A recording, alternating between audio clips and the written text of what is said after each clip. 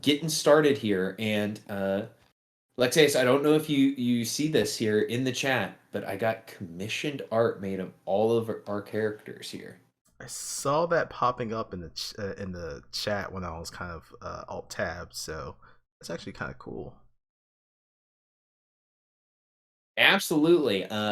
Leah from the Discord server made this. I really like all of the representation here of the characters. If you guys would like me to swap your art style out to the new style, just let me know in between games.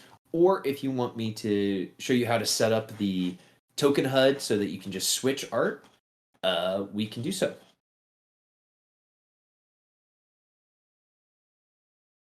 Oh, and now that we have you, what is something for a point of factspiration that Alicia does not have enough of? Light.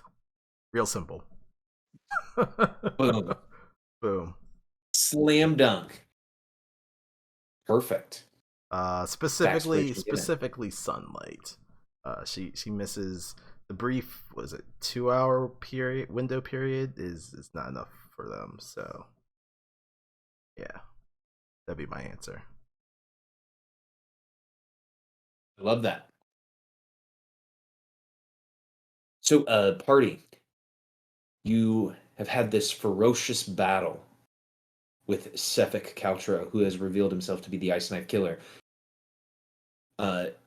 He is laying on the ground, split from wounds, his blood stained black, his insides a gross combination of frostbitten and almost pulled apart frozen flesh. Tell me, party, what is it that you do? All right. Lotus will walk over, and you'll see her starting to charge up a firebolt, but she doesn't send off. She'll just look at everyone and be like, "Should I make sure that he's dead, or what do you want to do with him?" No, unfortunately, we don't. Well, with his death, we don't exactly have a ton of evidence. Mind if I? Oh no! I mean, he looks all magical, and fucked up. Put the ice stuff we got in his hand, and turn him in. There you go. Robert's your father's brother. The threat does appear to be neutralized. I would suggest that we put out this fire before it spreads. Lest we become criminals as well. That would be beneficial. Unfortunately, I don't have any magic to deal with that. I think Alicia would like to at least search through this guy, see if there's anything that can be used as evidence. Just on the off chance that we have to speak with someone about this. Lotus will look over it. I mean, if anyone's got control flame or prestidigitation, depending on the extent of the fire, I mean, you can use that to put stuff out. I don't. Yeah, I've got prestidigitation. I could probably do that. So, Lotus will start going over to the various trees and using her prestidigitation to put them out. She'll call over to Akia and say, like, "I don't suppose there's anything in that book of yours about forensic pathology."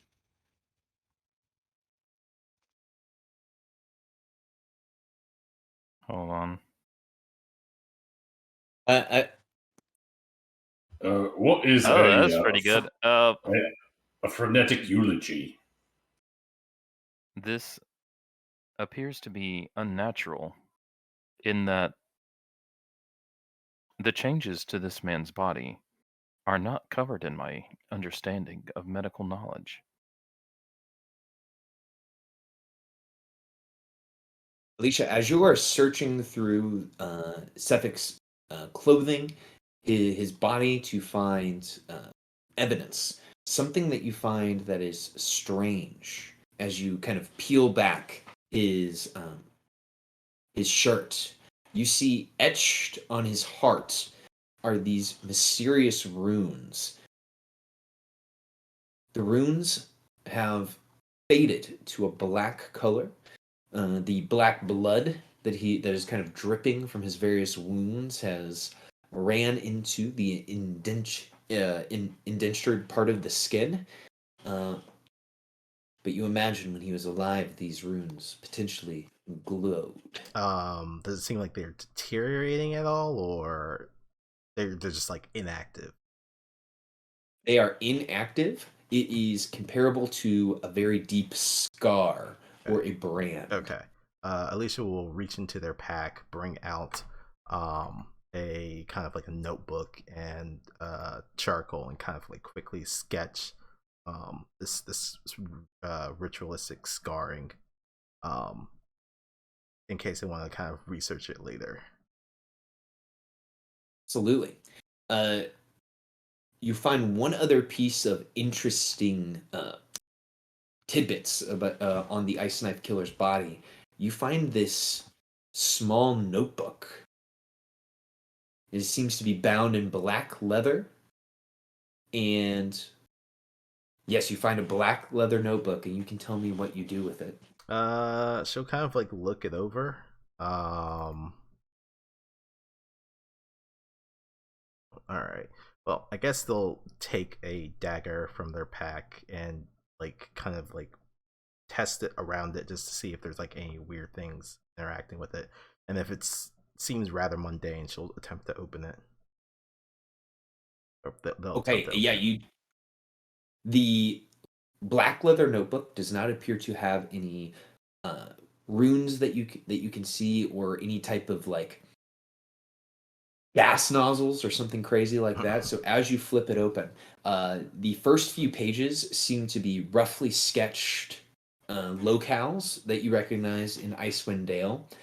And as you flip through it, you also see that there are list of names, some of which that you recognize as victims of the Ice Knife Killer, including one Mr. Crowtrap.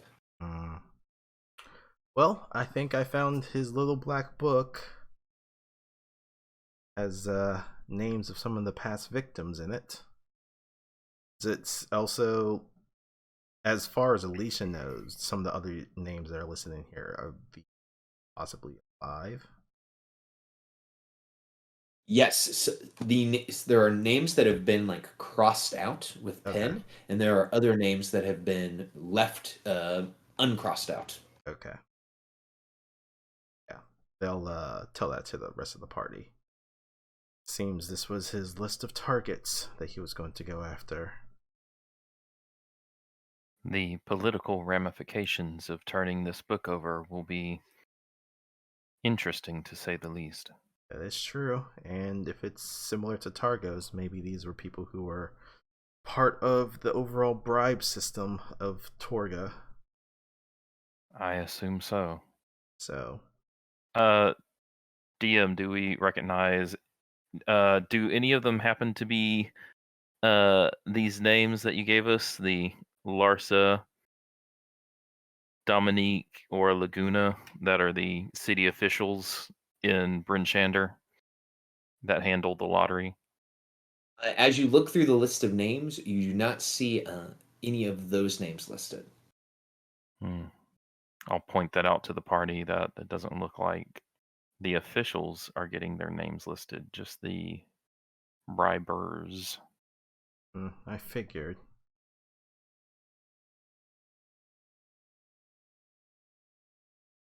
It seems that the Ice Knife Killer declared their loyalty to Auril, but had just as much loyalty to Torga. Well, at least from my understanding, I guess under the guise of working alongside Torga, they could easily get in from town to town, and I guess according to the names here, easily find the individuals that they need to take out. Working alongside Torga probably just made their job a hell of a lot easier.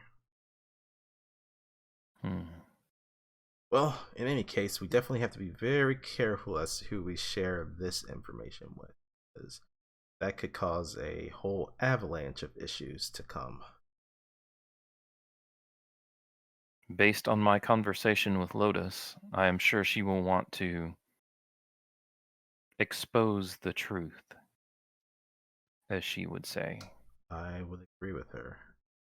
But again, I think we have to be quite careful of who we're exposing this information too, because yeah. Yes. Thing kind of bakes my noodle here is, are we still 100% sure that Torga wasn't involved with this? Mm.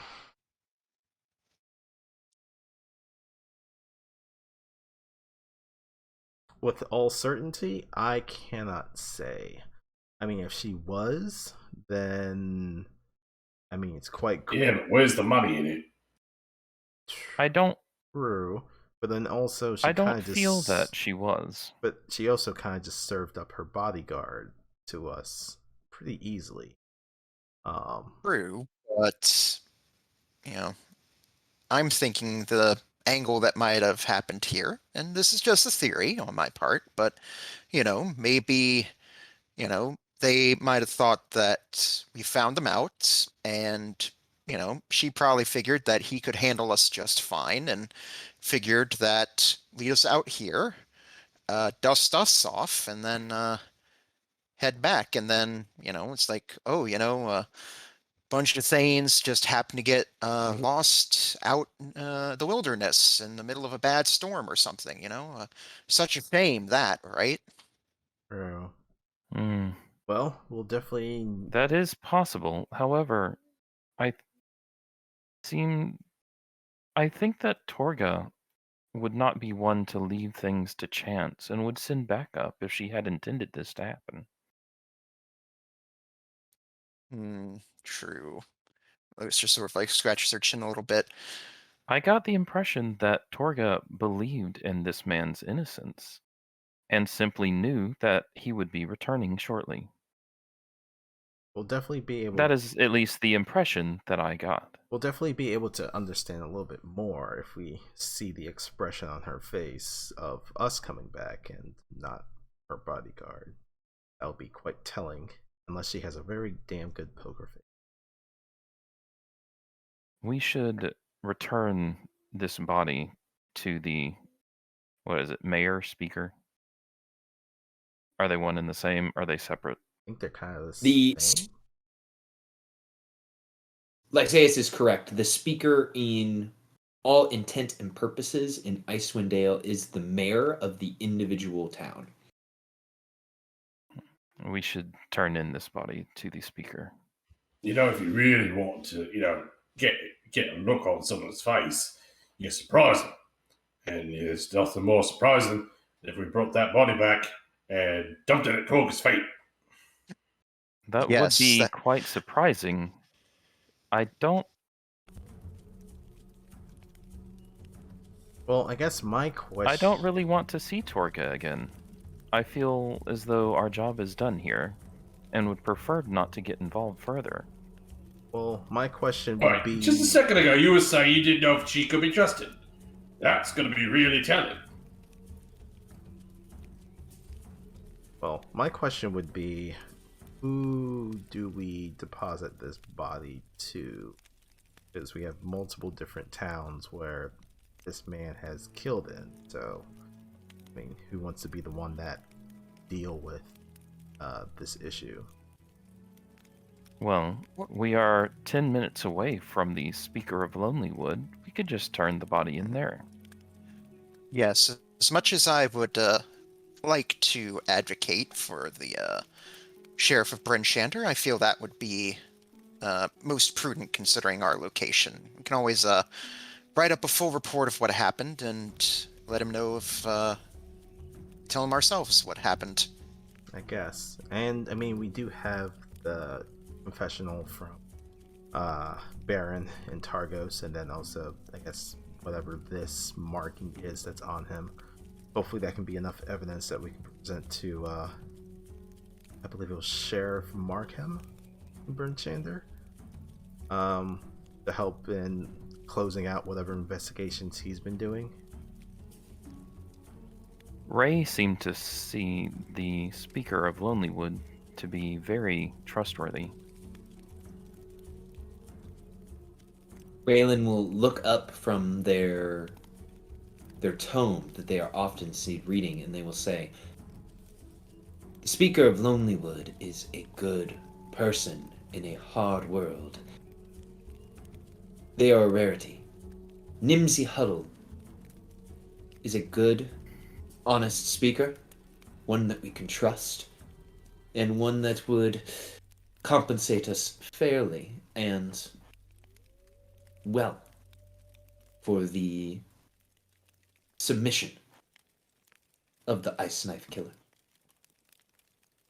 Well, then I guess that settles that then. We should hand this over to the Speaker of Lonelywood. At least that will get them on our side. In case there's any retribution that comes from Torga.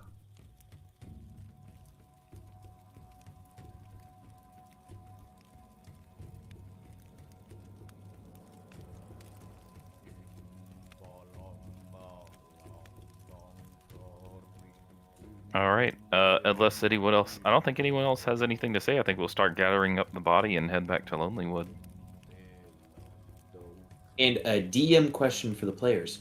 Which player has the ice knife from the first victim? From I think it was Alicia. Yeah, from Crow Trap. Yeah, Mhm. I think Alicia has it. Absolutely. I think they had presented it to Torga when we were trying to see what her thoughts were on the whole thing. Mm-hmm.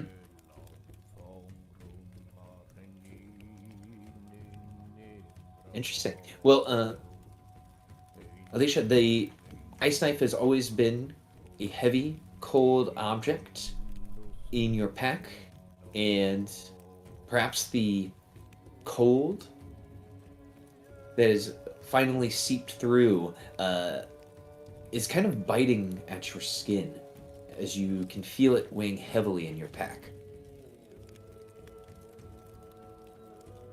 It is almost as annoying as a fly moving around your head, or in these times as a ice toad chasing you down Mare Duelda.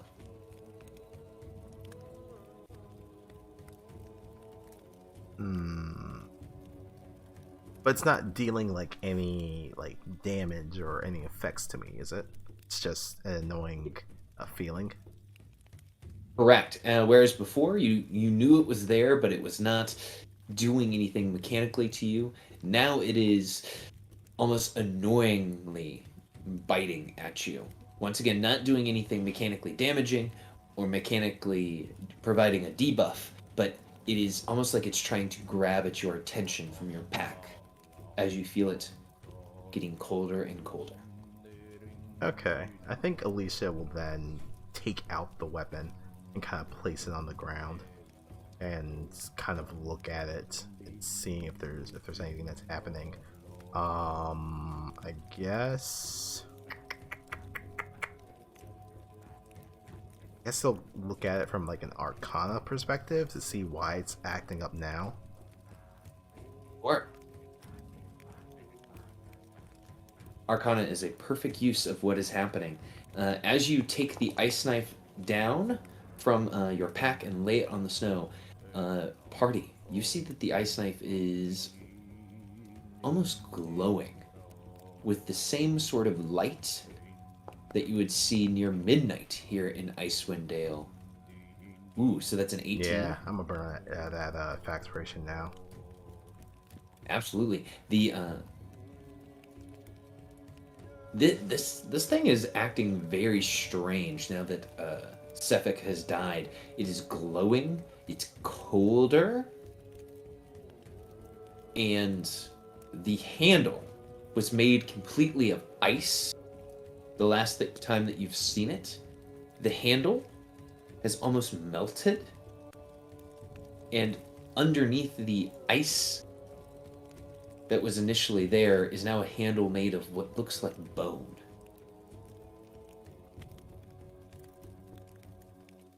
This is very odd.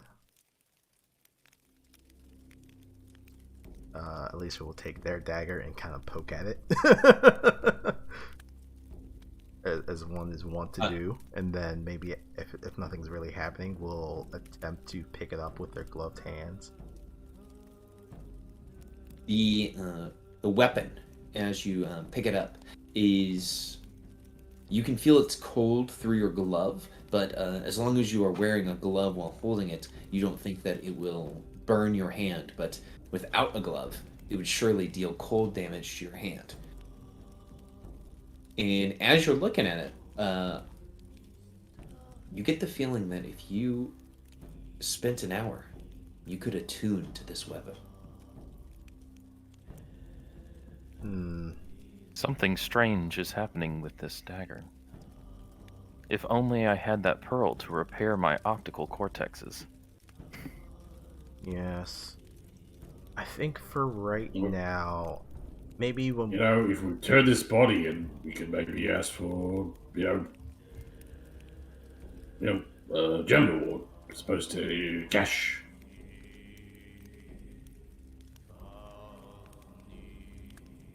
Yeah, that could be an option.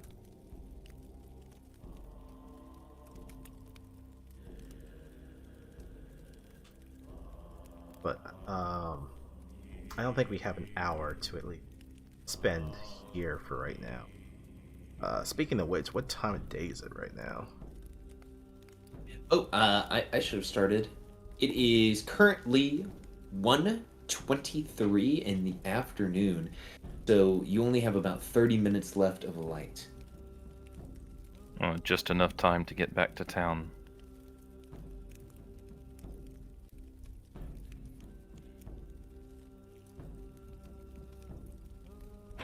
So, do we think we can turn the body in right away? Or do you think we're gonna have to hide him? Or I think we just go straight to the speaker's house.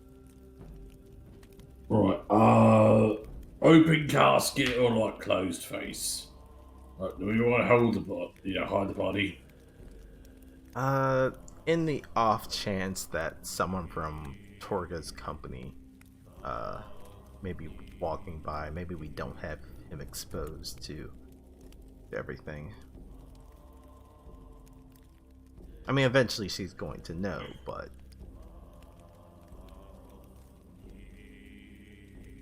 Alright.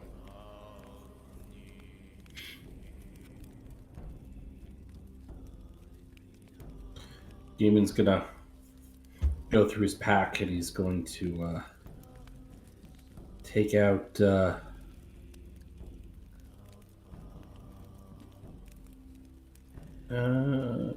I have? I don't have a blanket.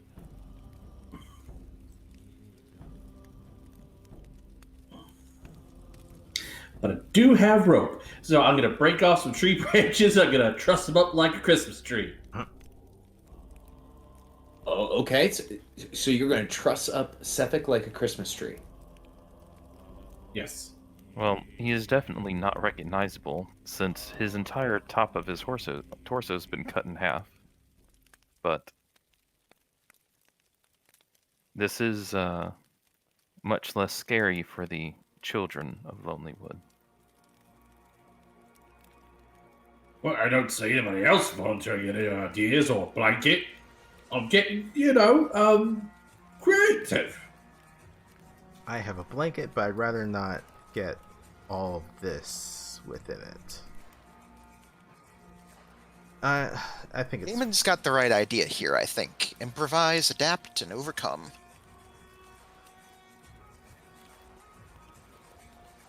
Yeah, Akia's gonna cling on to their bear shawl thing. Back up a little bit. DM, this ice knife, is it like the size of a dagger or something larger? This is the size of a dagger. Okay. I guess Alicia will kind of maneuver their normal dagger somewhere else and then put this ice knife into the holster dagger's holster that she normally has. Just keep it there for now. Absolutely. Just let me know when you would like to try to attune to this and potentially use. I think they're going the to. ice.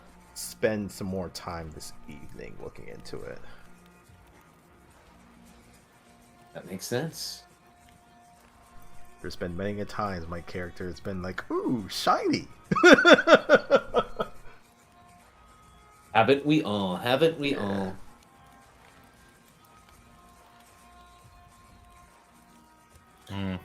Are you Alicia, going? If you need help, talking to your knife, I have a lot of experience, talking to weapons. I will. Granted, I've never had them talk back to me, so if that one talks back to you, maybe that's not such a safe thing. Just putting that out there. I will ask for your counsel if I need some expertise in that matter. But thank you, Gaiman. Yeah, I have expertise. And at least it just gives you a little smile. Well, I guess we take the body to Lonelywood. Right. Then Gaiman will heft the corpse onto his shoulders.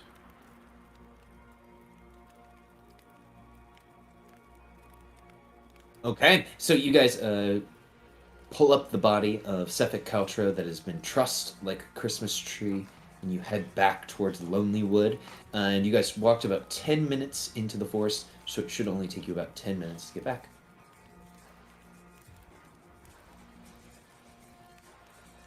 And let me take us to the Lonelywood map.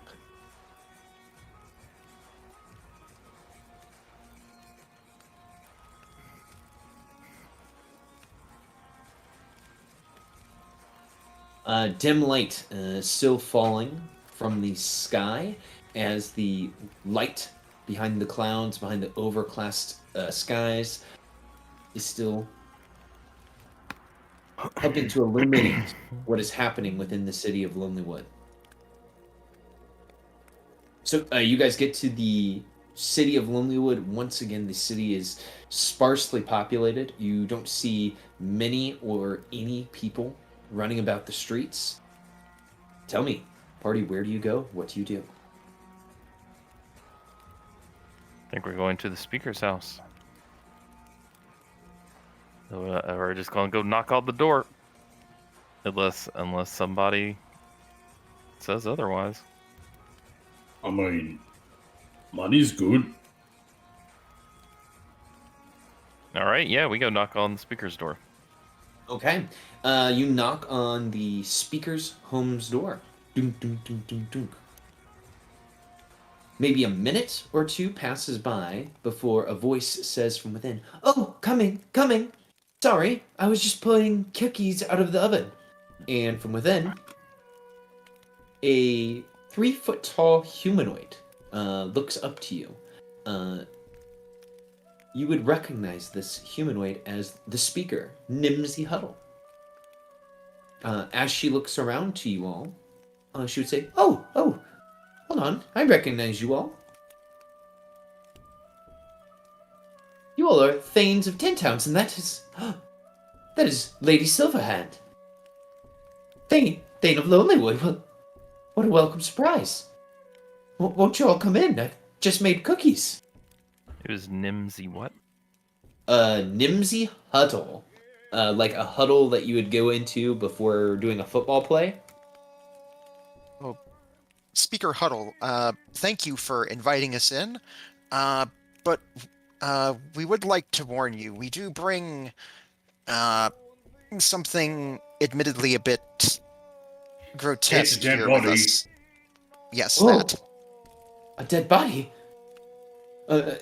I do ask, why are you bringing a dead body into my home? It's For the reward.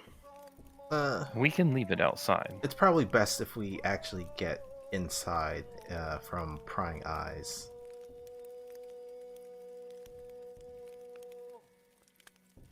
What? Put the body on the kitchen table? That seems a bit, I don't know, out of place. Well, if you have a body and... I'm sorry, I'm a little shocked. Whose body is it? Actually, you know what? Do you have a backyard? Maybe that will do better. Why, of course. Yes, let's go to the back. Yes.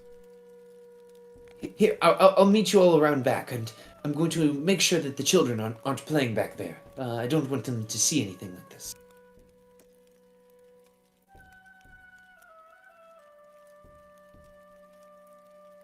And you hear her close the door. You hear kind of her feet. And then you hear in her mom voice, "Kids, get inside!" And you hear some protesting voices. "But Mom, we're playing!" And she's like, "Get inside!" And the kids, knowing that she is using her serious voice, scuttle inside before their mother gets too angry. You hear 4 sets of halfling children run into the home. Yeah, Lotus has a little bit of a flashback to her childhood with her own mother using a very similar voice.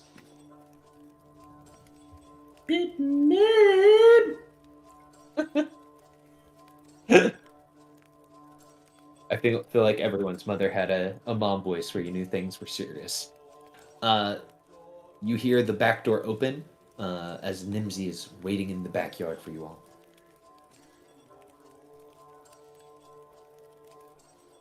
We proceed.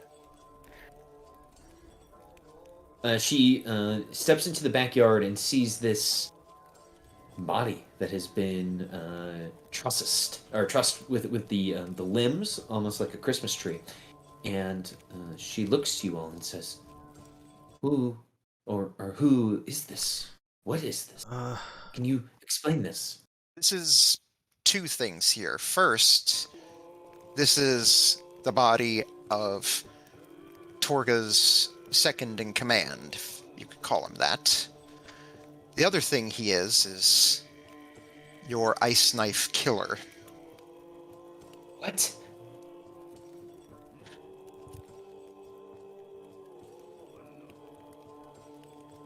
It is the ice knife killer. Well, she looks at him and she says, "His body,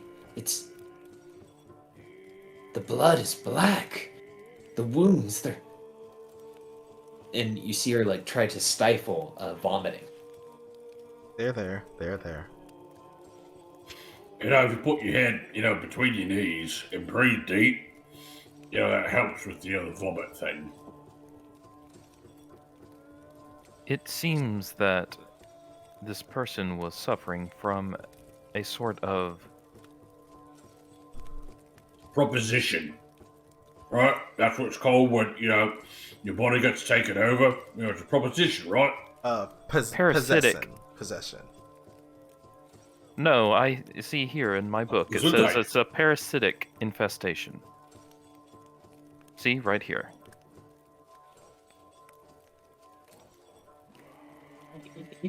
He was infected by a parasitic... this is a lot. But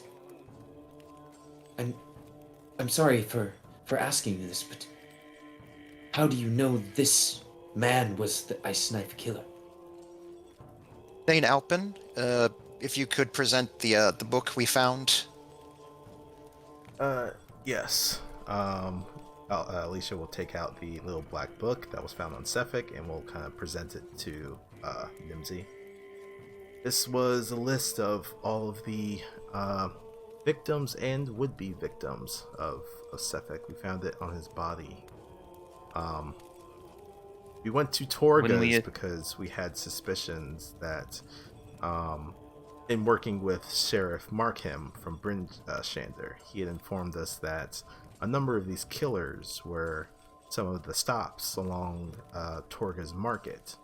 So we went to go question Torga and her, accomplice. And looking at some of the evidence, it kind of all pointed to Cephik. Well, this is like you say, like a murder weapon, or better than that, if it's evidence of all of his crimes. When we tried to take Cephik to Bryn Shander for questioning, he decided to attack us instead. obviously we defended ourselves. I know this is perhaps a silly question, but did he try to use the ice knife on you? Multiple times. Somewhat. It seemed like he was able to create a different weapon, but also from ice. The one here, and Alicia will kind of show the one that she currently has in her holster, was one that we had found off the body of a victim from Targos. But it seems like he's capable of creating these weapons innately. Use his own to attack us with. He kind of sighs like, oh, well, that's quite frightening that there is a person like that, just like that, out there in the wilds, just killing people. Did he give you a reason for this, or was it just wanton murder? We'll kind of look towards Akia. And Akia, you get that heads-up display option here. Do you tell the truth, or do you keep it secret? All right, so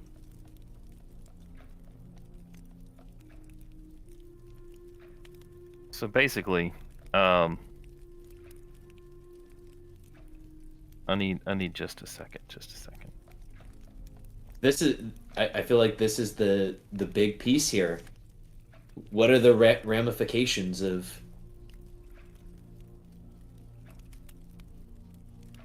So what was the question again? Truth or no truth? He asks.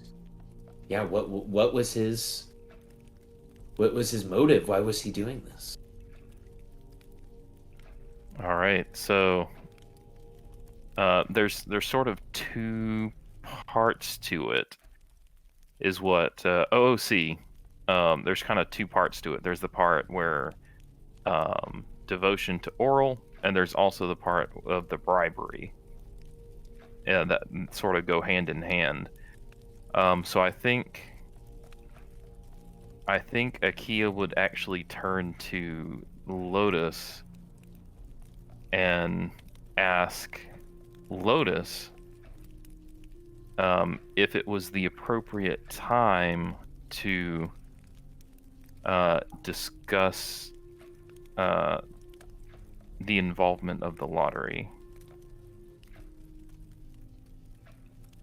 Lewis will look up from her notebook, and she would give you a nod, saying, Kia, I feel that we can trust the speaker here with everything. All right. Well, speaker, I'm sure you've heard there has been some question as to the legitimacy of the lottery as of late. It seems that at least some people were involved in a bribery scheme of sorts. These people that were... How did you say that? Like, ugh! In anger. Mm-hmm. It seems that the people accepting the bribes were also paying Torga a small percentage. When Torga would find these names, Sethic would also gain the names, and he would use his connection to gain these names and then kill the people that were doing the bribes, that were paying to have their names removed from the lottery. And he was doing that in an attempt to honor Auril.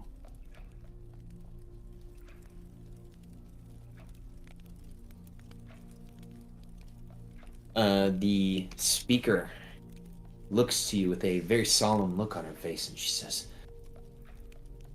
so many people could be affected by this news, not just because of the bribery, but the the list that we now have, she's like, ah, this is a lot. And the people that did pay this money, if this list becomes publicly known, their lives will be in danger.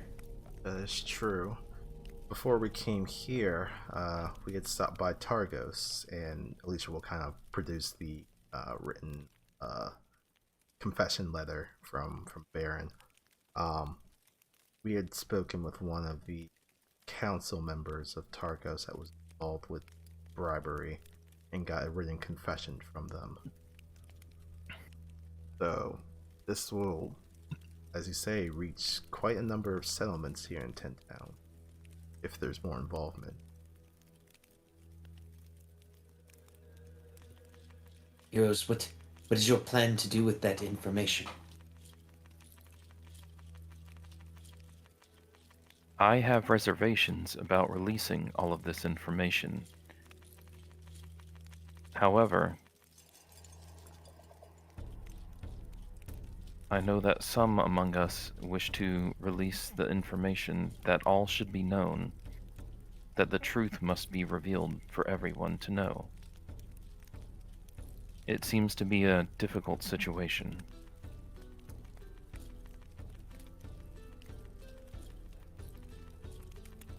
I agree.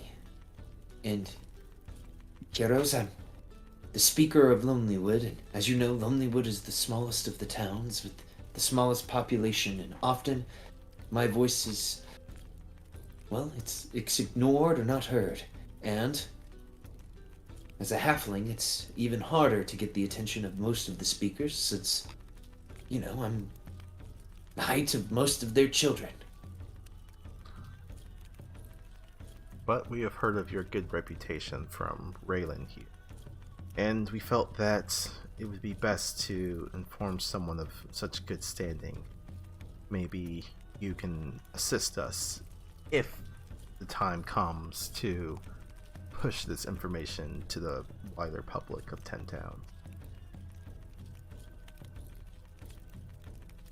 Yes, while I may feel this information may need to become known, I know that there is a proper time and place for such things. Well, I'll correct you, Lotus. This information will be known. It's not may, it will. But we have to be very, very considerate of the timing and who we release this information to, because it could just cause widespread panic amongst the people, and we definitely do not want that.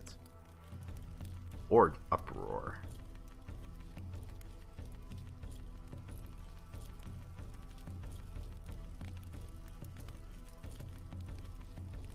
We also do not know how the church will react when people learn that the lottery system was rigged.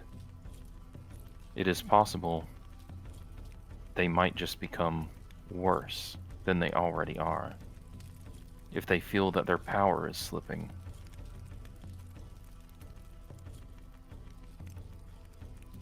Yes, from what I understand,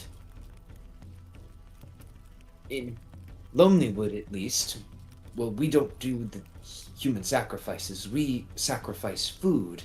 That's what we thought would be best, since, you know, we only have around 100 people living here, so every person that would be sacrificed, well, severely affects our population. And I submit what food we are going to sacrifice each month to the church, and they approve it, and then we make our sacrifice. I'm not sure how the lottery system works in the other town.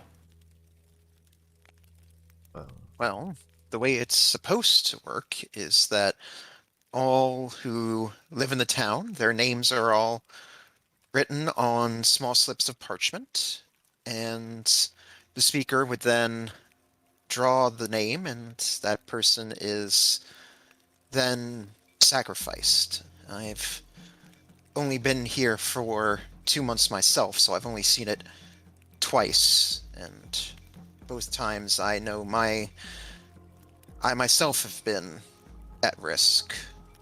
such a thing. And admittedly, while I don't care for it, my voice is just but a drop in the bucket.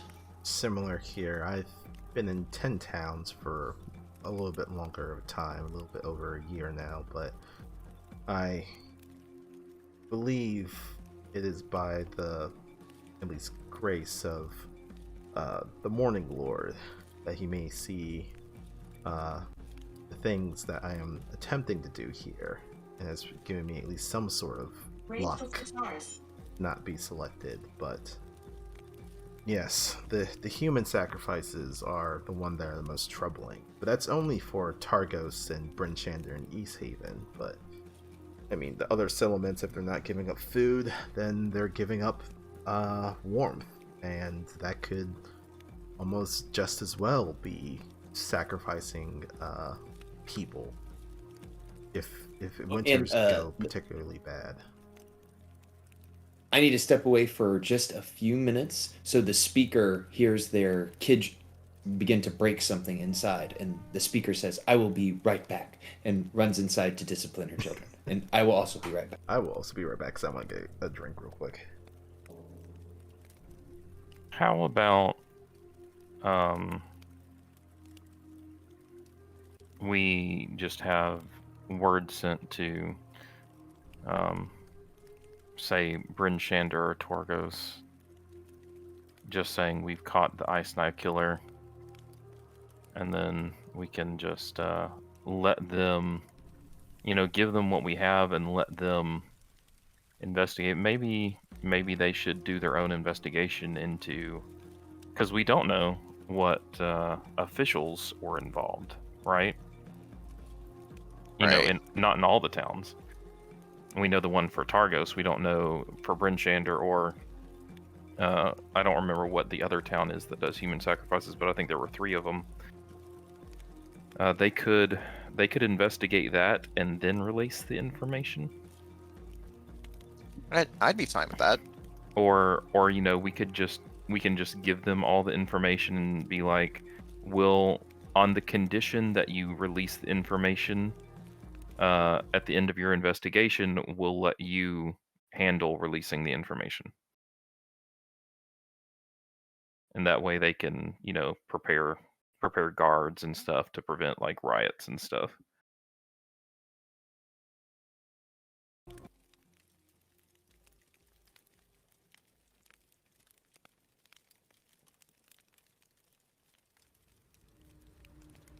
Although I still not sure how much power they have compared to the church. Because if the church can just go destroy the library without the guards doing anything, doesn't bode well for the town in general.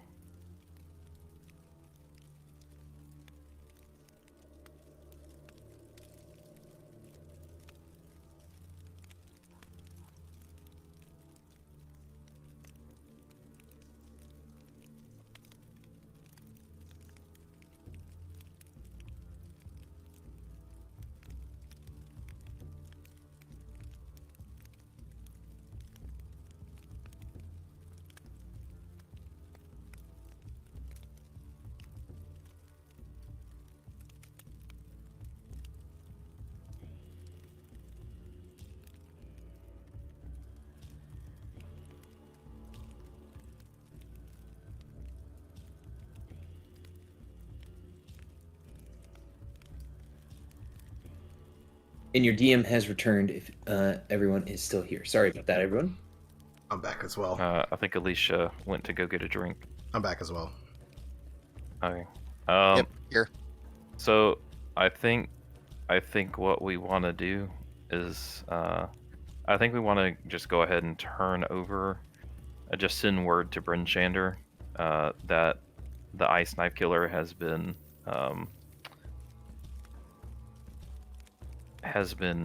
found, and in an attempt to capture them, they were received a fatal injury, and that they can come collect the body in Lonelywood, and then we'll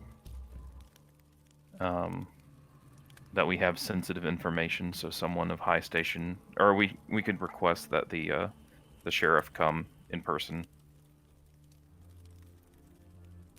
I'm sure if the speaker of Lonely Wood requests it, that'd probably be enough to get the sheriff to come in person, since it's only a day away. Yes, I can prepare ravens and send ravens to Bryn Shander to request that Sheriff Markham meet us here in Lonelywood. And sorry, my children were in there trying to get at the cookies. No, it's all right. I was a little bit of a troublemaker myself when I was that age, and I'm sure it's probably hard enough raising all of your children, even though my mother had to raise me by herself. Oh, it's a blessing, and it's the best thing, but the hardest thing I've ever done. Speaking of cookies, are you all hungry? No. I could have told you that. And Gaming's gonna reach out and take a big old handful. I would love one. Thank you. And she has brought out. Let me describe these cookies to you. These cookies are baked to perfection with a crisp exterior that gives way to a soft and chewy interior. They seem to be made with fine ingredients. You can taste butter and a pinch of spice to bring out its natural sweetness. The result is a cookie that is both comforting and satisfying, with a flavor that is hard to resist. The cookie's flavor is snickerdoodle. Oh, that's actually one of my personal. Akia's going to go up to Gaiman eating one of those cookies and say, "You know, I don't dream very often, as I don't really sleep. However, I believe I had possibly a vision last night that I was eating a cookie like that. It was terrifying as the food entered my face.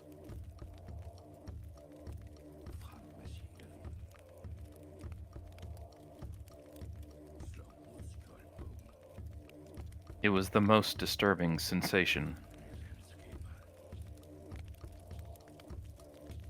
She looks around to everyone standing.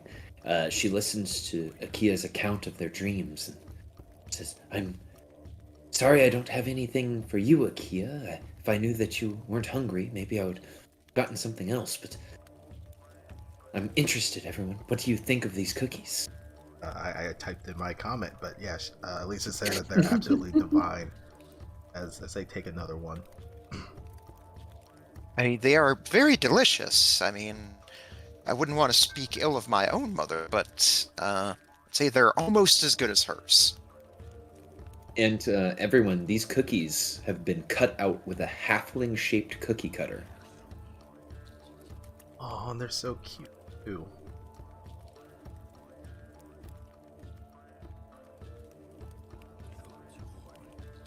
Well, heroes, as Speaker of Lonelywood for turning in a criminal, it is my duty to impart upon you the reward for the Ice Knife Killer that has been posted. And as Speaker, I can grant you that reward.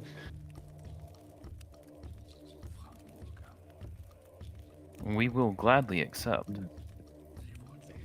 She says, the reward that was posted by the Speaker of Bryn Shander, it almost seems so small in comparison of your deed, but the price for the Ice Knife Killer's head was 200 gold pieces.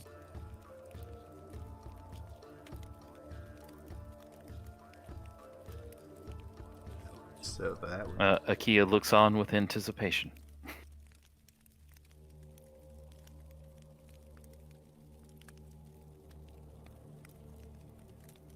As you count that out, we have also heard of a moose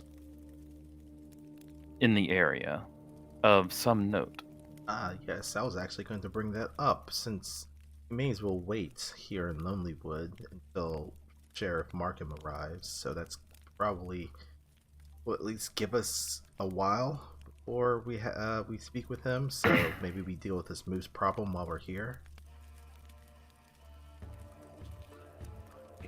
Well, a little background.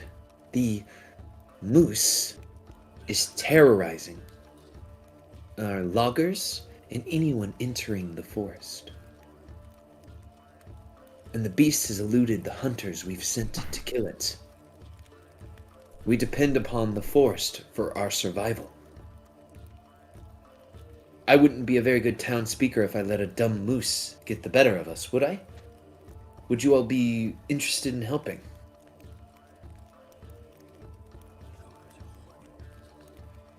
I believe that would be very efficient use of our time.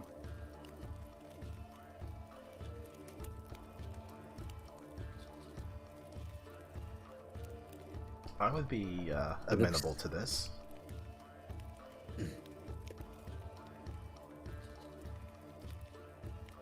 Now, there have been, I would want to say and call them ghost stories or just tall tales about the white moose, that it's completely able to disappear into the ice and snow. That hunters believe that it's smarter than any human in the Dale. I don't know if any of that is true, but I know that it has eluded any of our attempts to capture it.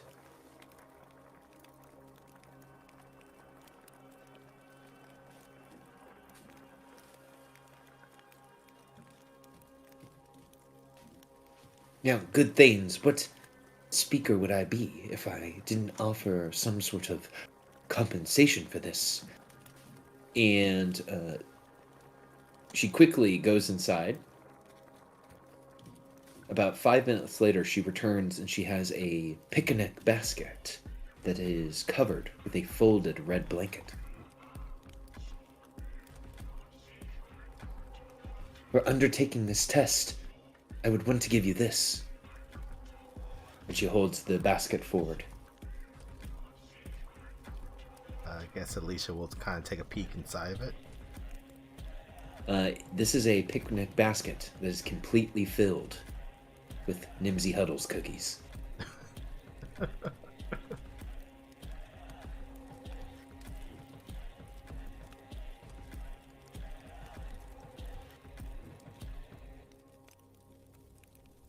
I mean, I don't know about everyone else, but Alicia will accept it. Sure. Their waistline probably isn't happy, but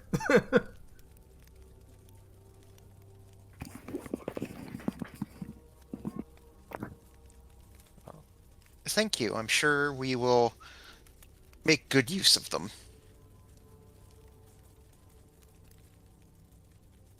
She looks to Gaiman, hoping that the cookies will be a worthwhile payment. Yeah, I'm just sort of rolling with it. Do you have an indoor lavatory? Says, of course, most of the speakers' homes do in 10 towns. If you're needing to use my lavatory, of course, you're welcome. Right, awesome. Thank you. Gaiman, as you enter the home, you see that this house was clearly built for medium-sized humanoids, but most of the furniture is sized for halflings, with a few big chairs for visitors of taller stock. There are 4 children, halfling children, running around the home at a fever pitch, and they are chasing one another with wooden swords, while there is a fire crackling in the hearth of the kitchen.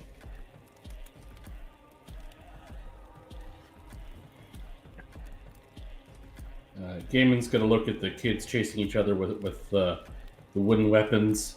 He's gonna smile at it, and then he's going to get a sort of a distant look on his face, and his smile's going to go away, and he is going to proceed to the bathroom to do a bump of high crystal because it's just been too long.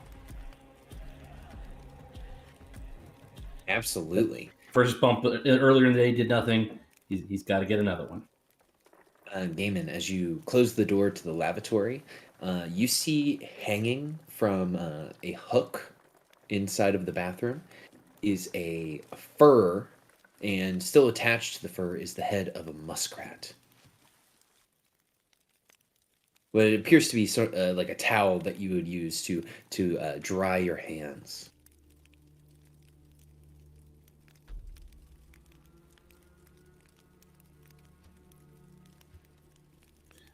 All right, Gaiman's gonna measure out a portion, and he's gonna turn to the muskrat and say, "I muskrat you a question.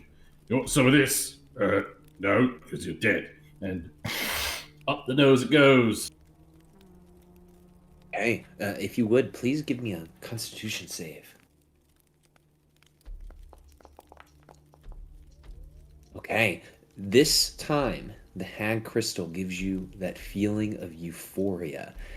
All of your nerves are on fire. That same feeling you had when you first took it. Gaiman, as you start to look around the room in your ecstasy, you hear a small voice say to you, hey, buddy. Is that offer for a bump still good? As you see the muskrat is talking to you. You're dead. The dead can't have some fun, pal? Come on, just put a little on my nose, please. A little. No, I bought this for me. What are you gonna give me, huh? And you're dead. You're like dead, like dead, stuffed and hanging on a bloody shithouse wall. Hey, man, don't insult the goods here. It's not a bad life. I'm just waiting for the next person to dry their hands on me. And hey, help a brother out. It's not like I can go and buy the stuff myself. Just one hit, please.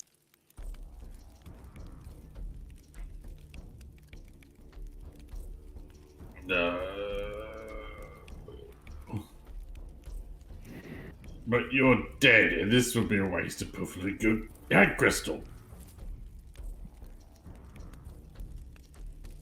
You see that the the muskrat kind of frowns a little bit and says, so you're just gonna be a little narc and not give me any, huh? Oh, shut the fuck up already. And he's gonna go back into the bag, and he's gonna just sort of smear it on the muskrat's face and nose. There, you fucking happy? And you see the muskrat kind of inhale deeply, and he goes, "Ooh, yeah, that's the good stuff. That's the good stuff. Ooh, you can kind of, ooh, you can taste the ingredients, can't you?" As it begins to kind of lick out its gums. This is just fucking weird, mate.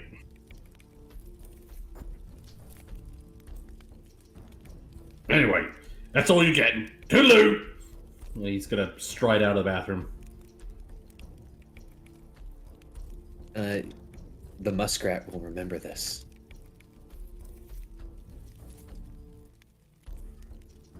Which part? The fact that I said that's all you're getting, or the fact that I shared? The fact that you shared. Gaiman, your feeling of euphoria, it continues as you walk out into the room, or into the home. The smell of the cookies, the sounds of the children playing, it's a very comfortable place. For the party that's outside, Nimsy would tell you that, every experienced hunter has come up either empty-handed, injured, or they have not returned. Lotus would have been, she would have lit up a cigarette and just would have been taking notes about the situation while here. And have they just returned injured, or has the moose claimed any souls for itself. I'm afraid that is what has happened to the hunters that have not came back. Those who came back injured, some of them, unfortunately enough, encountered other animals in the forest. There are wolves and bears in there. And of course, there are regular moose, and a regular moose isn't something to trifle with either. This may sound strange, but did any of these that came back, they happen to say that any of these animals were speaking to them at all?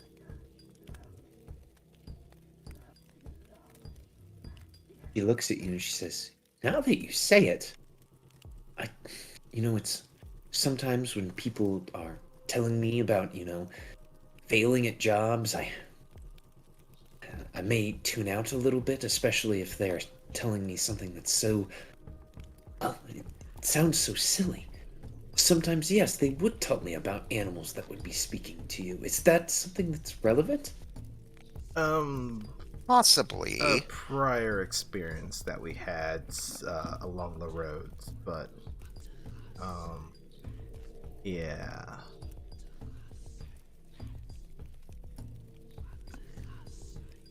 That's a whole different can of worms that you're also dealing with.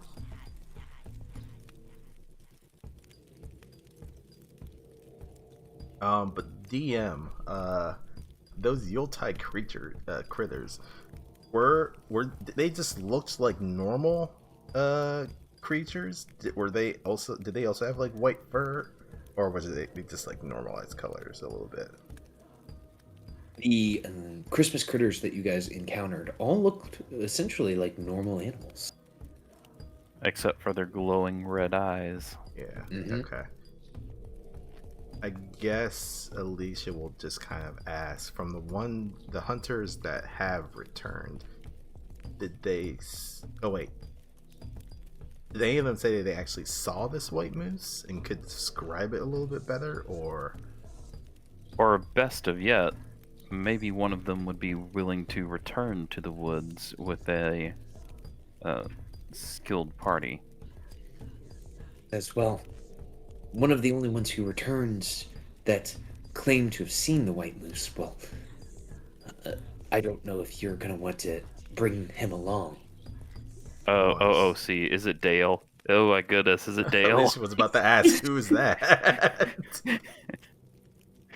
She is making a face like you think you know who she's going to say. She says, he calls himself, and she uses quotation marks, Icewind Dale. Oh, that man. We met him. Wait, Icewind Dale? That pompous asshole? Yes, he's actually a skilled exterminator of vermin. He seemed awfully skinny for someone who's a skilled exterminator. We should ask him to lead us to this white moose.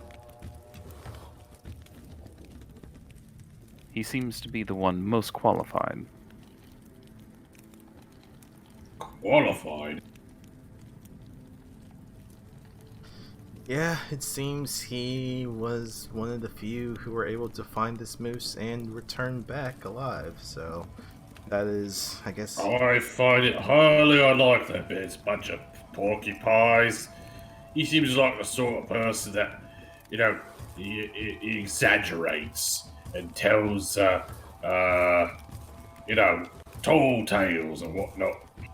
But unfortunately, it's the only lead we have right now, unless we want to go wandering into the woods.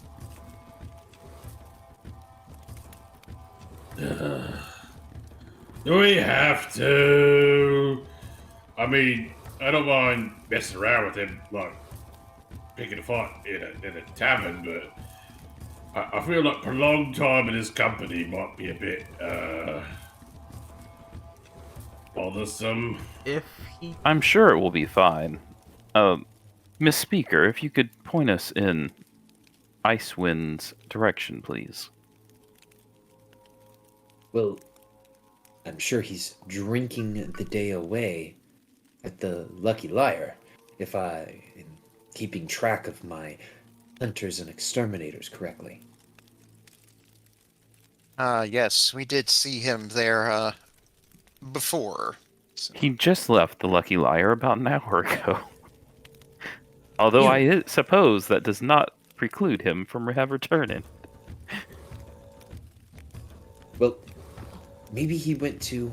Well, we have a couple of other places in town. There's the Happy Scrimshander, and then the Ramshackle. But the Ramshackle has been closed for, well, almost 2 years now. Any particular reason why? They must have relied too heavily on sunlighting. She says, I wish that was the case. The previous owner hung himself in the common room. Oh.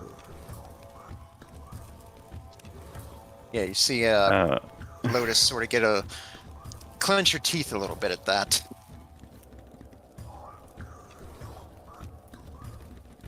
So not the Ramshackle then. Haunted bar side quest. I guess we can try the Happy Scrimshander. See if he's there. And Gaiman, if he ends up being, you know, not who he says he is.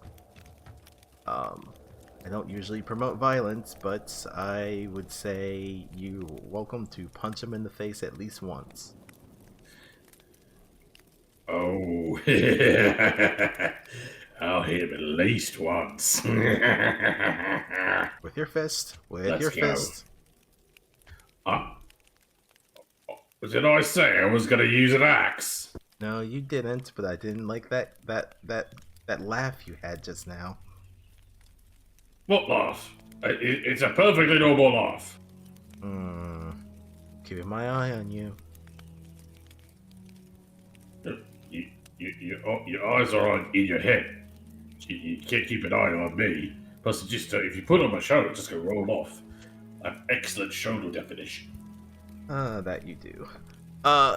Speaker Huddle, thank you so much for your help. It's been most appreciated.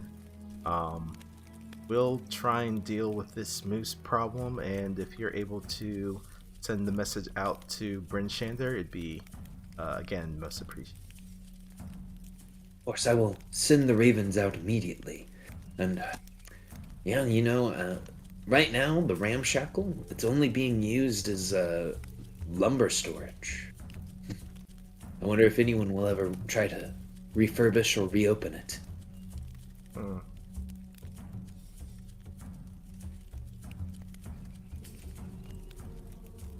So I guess we head to the Happy Skirmishander.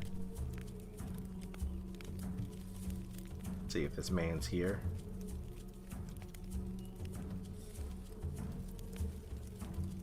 Sounds good to me.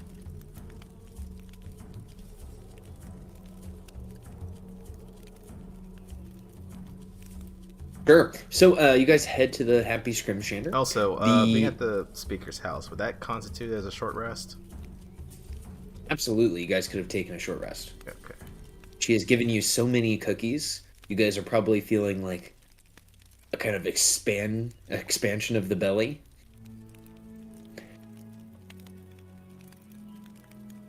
So I would say as we're walking towards the Happy Scrimshander, and it's like, you know, before I was taken from my home, it was the day before a rather large holiday on my world, where we celebrate the winter solstice, and my mother would always make cookies like this for everyone in the apartment building.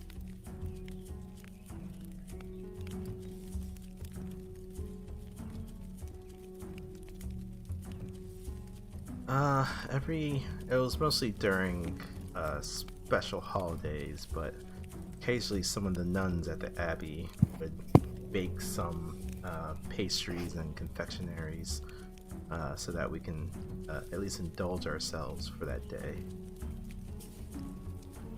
It reminds me of that.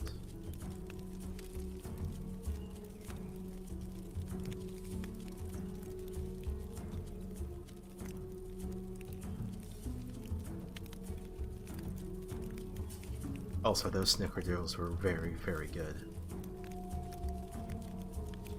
Yes, You in know fact, what's I would actually say they're better than my mother's, but you didn't hear that from me. Lotus says that she almost expects her mother to just suddenly apparate out of nothing behind her and scold her for saying that. Alicia will just motion like a zipper across their mouth. Sorry, Gaming, you were saying something? Snicker what's it? Oh, I think Speaker Huddle called them snickerdoodles. Those were the cookies that she made. A little bit of spice and cinnamon on it. And sugar.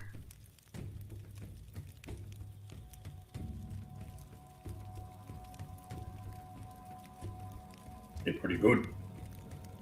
And Lotus, you should never speak ill of your mum's cookies. Oh, I wouldn't, at least not to her face. No, I mean, look, never. But your mum's your mum. You're always good to your mum. Oh, of course. You know, Gaiman, I think you and her would probably get along really well. You two have a lot in common. Is she big and strong? In her own way. I mean, she had to have been strong to raise me by herself, where she did. Hmm.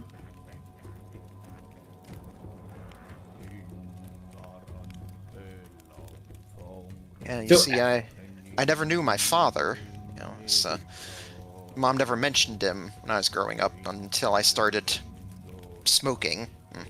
Apparently, that was a habit he had. Whenever Mom caught me doing it, she'd always say, like, "I can't believe you're smoking. You're just like your father. You know that?" It's the only time she would ever mention him. Hmm.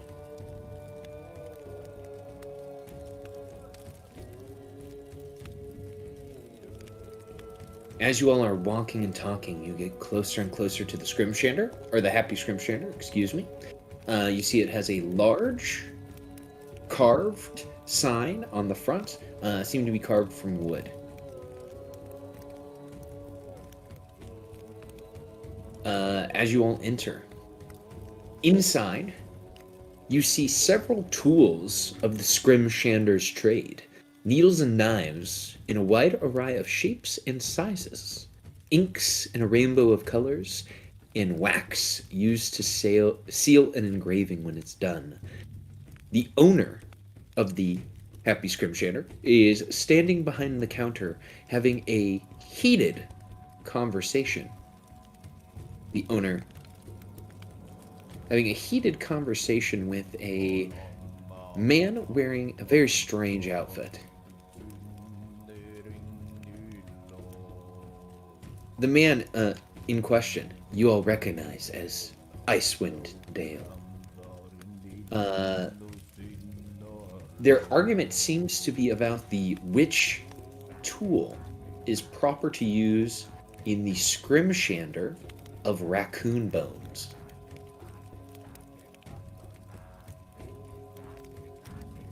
Mind if I take the lead on this one? I mean, so long as I can get to punch him when he fucks up. He looks like a fuck up. Indeed. Let's just put a pin in that for now. And then, Well, I mean, I'm giving him the benefit of the doubt. I'm waiting for him to fuck up. I'm not punching him in the face prematurely.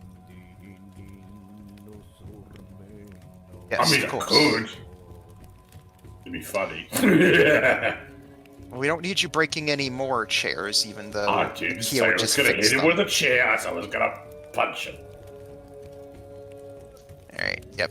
Lotus will walk up to them and just say, excuse me, I'm looking for a gentleman who goes by the name Icewind Dale. He turns around. Well, hello there, miss. Nice to meet you. My name's Dale. And he puts his hand forward. She'll take his hand, give a few shakes, say, "Pleasure to meet you. I am the Thane of Bryn Shanter, the White Lotus. These fellows here are other Thanes of the various towns." And as he turns to look at everyone, did Gaiman come in with you all? Yeah, why wouldn't I? He looks at Gaiman and you can see his eyes narrow behind his glasses. And he says, it's you. And it's Rayleigh. It's me. He says, well. Well, Miss Lotus and other things. What can Icewind Dale do for you? Well, you see, we've talked to the speaker, and she's let us know of a rather large moose that's been troubling the area as of late. The great white moose. He flips up the sun protectors on his glasses and looks out the window.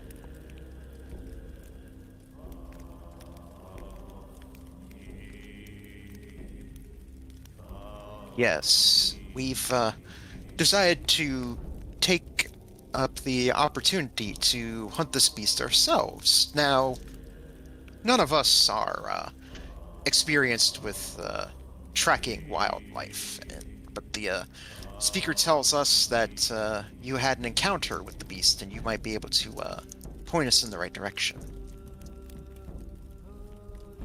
Yes, I tried to hunt the beast myself. It almost killed me. The beast is stronger, quicker, more intelligent than any beast that I have ever encountered before. And I'm an expert exterminator. Indeed, the speaker has told us as much. We feel like your experience in tracking would help us with finding the beast, and we would gladly take care of subduing it. Therefore, it would no longer terrorize the locals. You know, it almost got me. Its antlers are as sharp as any sword, any spear. I had to camouflage myself to avoid becoming its latest victim. I had to completely cover myself in mud and hide inside of a tree as it paced and paced, looking to end me one way or the other.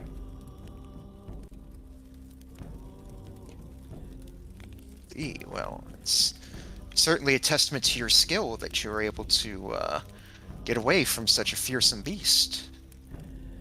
The woman working behind the counter will say, "Don't let that guy fool you. He didn't hide himself covered in mud like he was some type of roguish master. Tell him what you really did, Dale. You and I both know it. He manipulated his scent.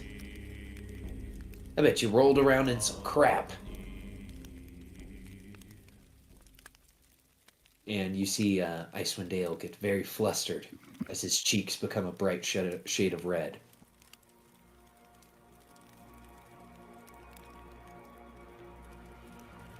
And he will say, "Well, why don't we take this conversation outside things? I'm sure that we can come to an agreement on my fee and on how you want me to help."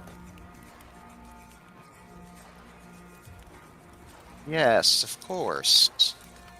Wait, a fee? I believe we are being paid in cookies. You guys got cookies from the speaker? Why, yes. An unusual payment, but still payment nonetheless. I've only had the opportunity to taste just a bite of one of her cookies. And I gotta say, they're better than even my mother used to make. Alicia just looks at Lotus. Lotus will just give a bit of a shrug. Damon's gonna shake his head again. Dale, you don't disrespect your mum like that. It's not good. It's not good. She was a hell of a woman. Beautiful, strong, and wise. But there's no way her cookies could even hold a candle to that woman's. Why does everyone just disrespect their mums like this? Who gives a shit about the cookies? They're their mum. You don't disrespect your mum. My mom did not deem it necessary for me to be able to ingest cookies.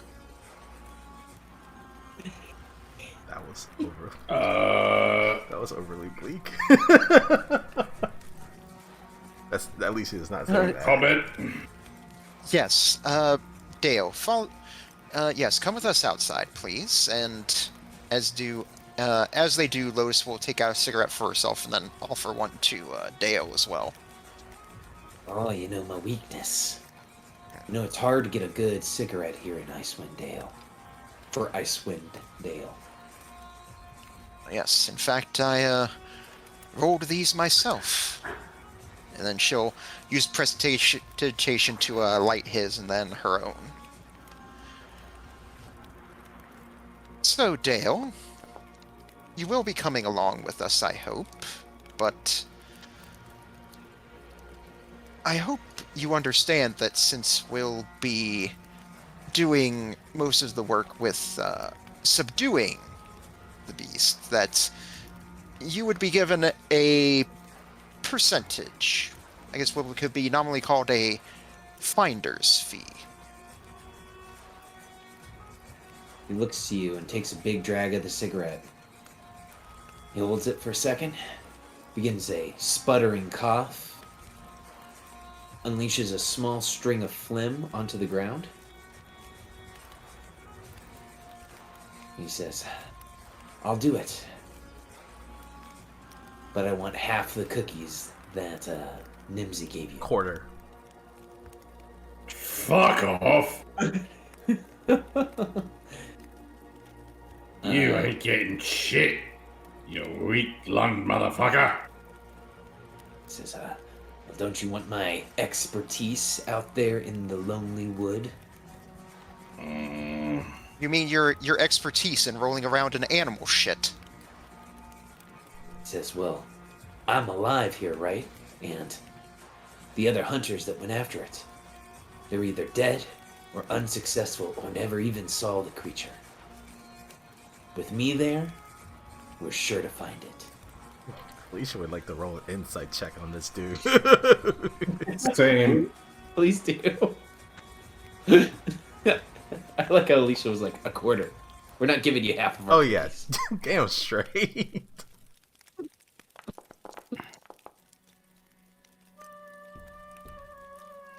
Damon, for some reason, this guy, he has got a very extreme poker face. He is not giving you any ticks of deception. Alicia, as he was delivering this speech, there's just something about the canter in his voice, or maybe it's the ticking of his hands, that there's something that he is leaving out.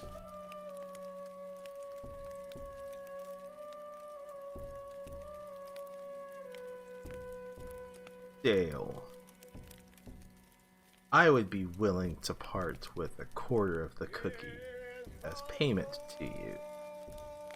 But you have to give us the full story as to what happened. You're leaving something out, aren't you?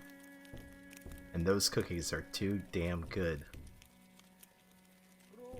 Just be thrown around by someone who's going to be lying to us.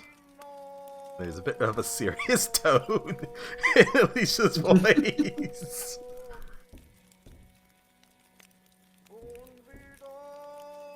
He takes another drag of the cigarette, begins to cough again, and says, Also, maybe you should stop smoking. It doesn't seem like it's good for you.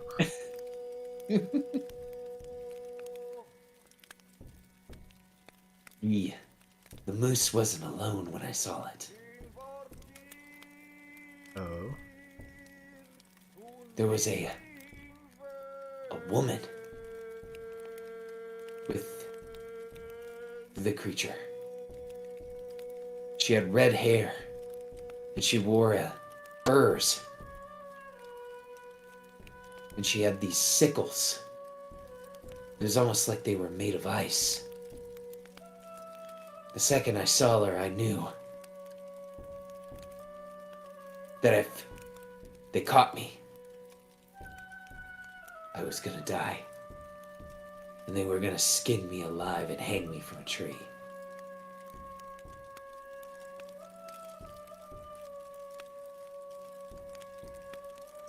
So we're not just hunting a moose. We're not tracking it alone. Whoever's out there with it, that red-haired demon is there too. Do you recall if this woman had any strange markings or visual, I guess, I wouldn't say abnormalities about their appearance? Anything like they may have had frostbite on them or any strange markings? I could see their teeth. She was smiling like an animal. They were stained blue. And I'll never forget the wild look in her eye. Actually, he looks at Gaiman. Her lips kind of looked like yours too. Well, these, it's just, I've been out in the cold for too long. That's all, it's fine. Perhaps she has also been out in the cold too long.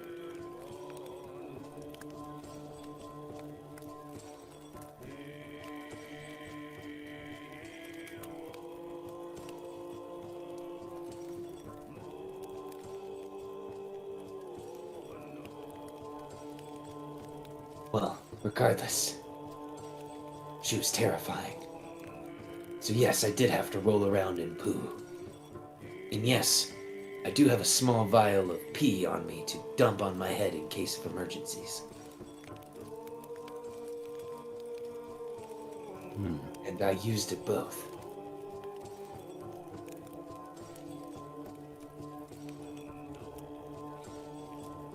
I know a few of you got stabbed during the fight earlier. I thought surely a moose would not be an issue, but perhaps a moose and person carrying ice sickles would be more trouble for us in our current state, and we might need to rest.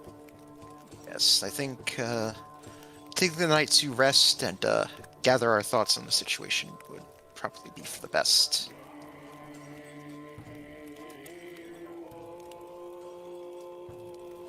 I'm not opposed to that. Really? I mean, got the rest of the day. I mean, I feel pretty good. Let's go kill a moose. Moose. Yeah, it's a funny word. Moose. I'll lean over to Alicia and just sort of speak softly, and I'm like, look, is it just me, or does something seem strange about Gaiman? I mean, even stranger than usual. Yes, this has happened before. I would like to take the night to look into it. Just to make sure it's not a problem. Alright, I trust you on that, but if you need backup or help, you just let me know, okay? Will do.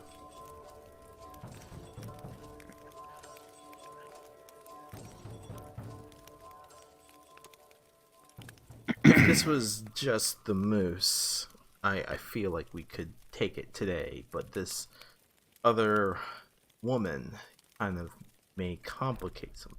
So maybe we should make sure that we're actually prepared before we go out and try and deal with them. Yes, Dale, or I guess I would probably ask Raylan then. Thane, Raylan, do you know where would be a good place for us to stay for the night? The Lucky Liar, from my information, is a poor accommodation. Perhaps we should head back to the speaker's house. I've heard that they always have room in their attic. I would be fine with that. So, before we go, Mr. Dale, I did want to ask you, you seem like the sort that, is fairly knowledgeable, of this region, would you say, and its people? I've lived here most of my life. I would say so. And I would say as the others are starting to walk away, I'd stay behind with, Dale and say, are you familiar with the librarian of Brinshander, the, Tabaxi, Master Watto? He looks to you and says, yes, I've met Watto before. See, him and I had spent, several days in the library researching various things, but, he rarely talked about himself, so I was wondering, if there was anything you could tell me about him. He looks to you and he says, well, that's funny you say that. I tried to ask him several times for books on, and he looks to the left, looks to the right. Aliens. Aliens, you say? Yes. Beings and creatures from other worlds. He looks very intrigued at this, and you asked him for this. What did he tell you? Well, he made a very funny face when I asked him, and he said that he didn't have any books on that type of information, but he said that perhaps that we could look into mind flayer or illithid information, as they are travelers of the astral sea. Tell you what, if you'll allow it, I'll have I want to make a deception roll here to sort of have Lotus try to maintain her poker face here. Absolutely.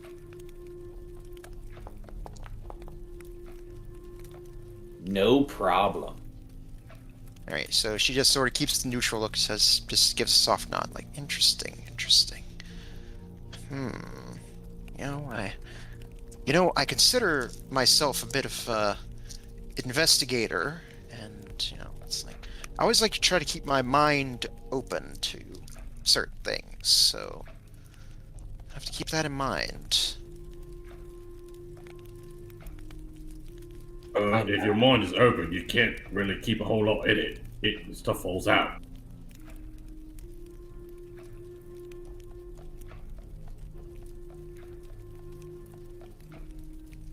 I'm just saying.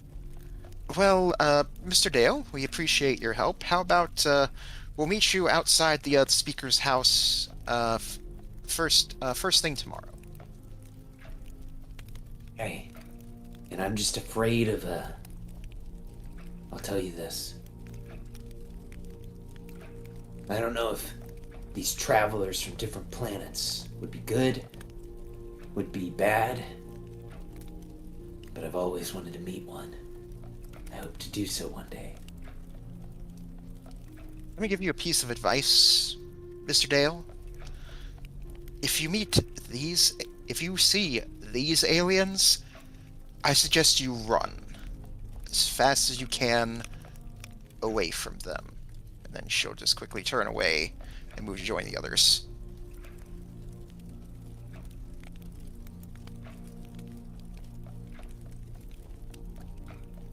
And Dale will nod and says, I'll meet you. And we will hunt the white moose.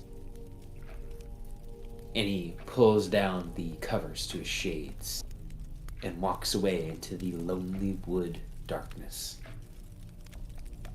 Why is he going out into the woods now? Oh, not the lonely woods. Alicia's just watching this scene and is like, what is this man doing? He's clearly heading to his Lucy fight. That was a good one, Gaiman. So I guess we head back to the speaker's house for the rest of the day? Yes, so you guys can head back to the speaker's home. It was nice and all, but I mean, it was just, kids and cookies and,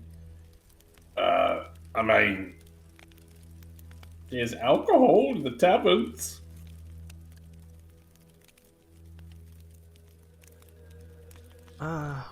Well, I can keep you company if that's what you wish. I won't really partake in drinking though, but I don't want to twist anybody's arm or deprive anyone. Just booze is good. But I can go by myself. It's fine. I don't mind. Just it's a little too much happy for me. Is all. It's just a bit sickly sweet in this point. well, if that's the case, I believe you'll be fine your own. Just make sure to come back when it's evening, so we can all get a good rest. Okay. Well, either that or at least pass out at the bar so we know that you're there. Oh, so done. I will not leave the bar. Maybe I shouldn't give him options like that. Oh well. Alicia will definitely head back to the speakers. Yeah, I'll head back to the speakers, and as I catch up with Alicia, I say, Alicia, I talked to Dale, and he said that he had talked with Master Watto, and apparently, I don't know, maybe if you just read it somewhere or something, but Master Watto seems to know about, the things that took me. Oh, the mind flayers. Yes, and she just puts finger lips like, look, I'm sorry if it's here, but look, I'm sorry, I'm still just worried that they might still be out there somewhere. Yes. The little green men in flying saucers. Let's say that.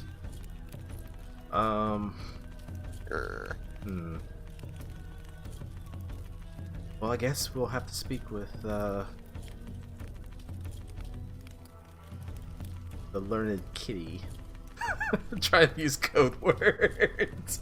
When we get back to Bryn Shander, see if they have any information that could be useful. You do not want to know what came to mind when you said learned kitty.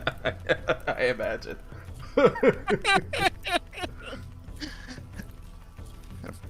Alright, well, Lewis will say, alright, well, I just say this because, well, I just worry that, I'm just worried about him because I don't, He may be if he too knows deep. about these, well, possibly, and if he is, he might be in danger, and, well, I'm sure I'm sure even Gaiman knows by now how I feel about him.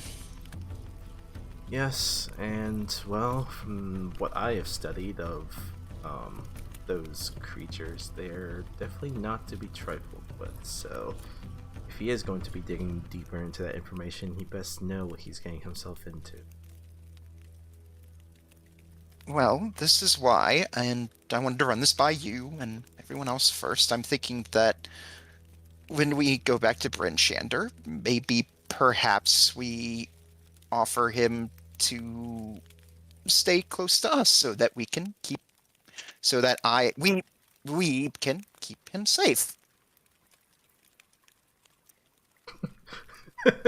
Alicia turns and looks at you and just has a creeping smile across their face. Uh-huh. For his safety, yes? Of course. I mean, not to mention, I was still working on that poem for him, and I think I have it. I want to make a couple alterations. Might have. I think I'll sleep on it and see how I feel about it in the morning. Well, as they say, safety in numbers.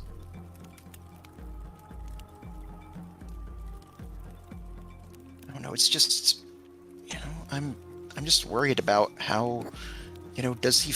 I'm just worried. Like I feel this way, but what if he doesn't feel the same way about me? He's like the first guy I've felt like this in a while that that I haven't really felt pressured to, move forward with. Well, I can't say that I am quite versed in relationships, so my advice is not exactly going to be the best, but guess you never really know how they feel unless you actually ask them. Whether you know for sure when the best time to ask them is, I cannot say. But you'll feel it when it comes. Yes, I'm sure I will. But if you need any help with proofreading over what you've written so far, just let me know. I've read over quite a bit of literature in the Abbey, so maybe I can assist in that matter. Alright, I guess I can go over what I have so far here. You see her quickly flip through the notebook and open up to a page. Because so it says, this one's called Lilac and Violet. Lilac flowers and berries where we lie. Behind these violet eyes, a fire. No price or power could ever satisfy. Behind these violet eyes, a fire.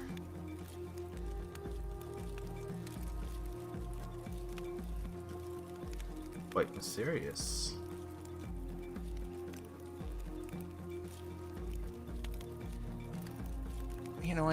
It's just the first verse, but I figure it's a good way to, help ease him into telling more about myself.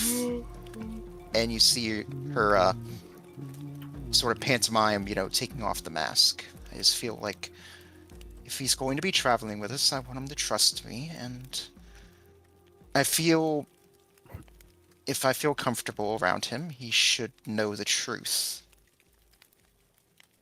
That is very true. Because that's not an easy topic for you, and you definitely want to know where he stands once he obtains this information.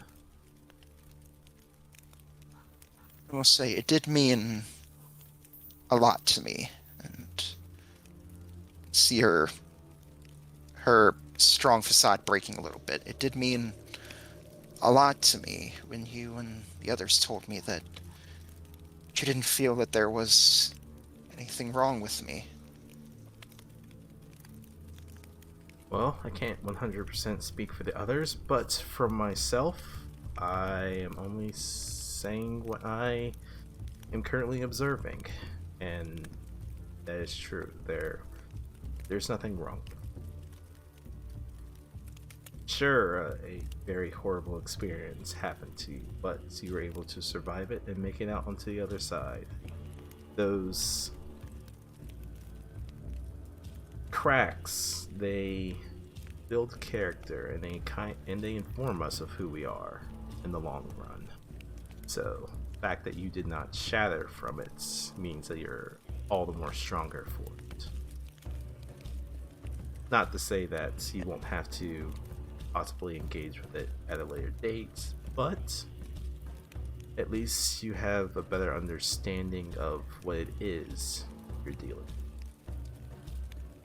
And maybe they'll come closer from it. Indeed. Well, I guess I'll pose this to you then, because I think you seem to know more about this than here, but if you could help me find a way back home, would you let me go? think Alicia will be silent on that for a few moments, and then look Lotus in the eyes.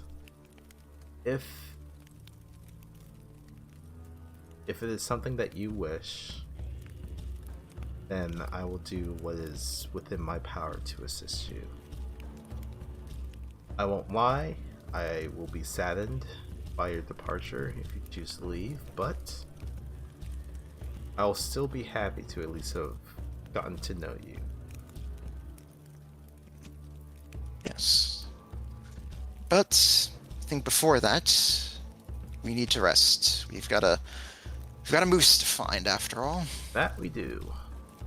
And apparently a red-haired woman who seems to be accompanying it. That's a new wrinkle I was not expecting.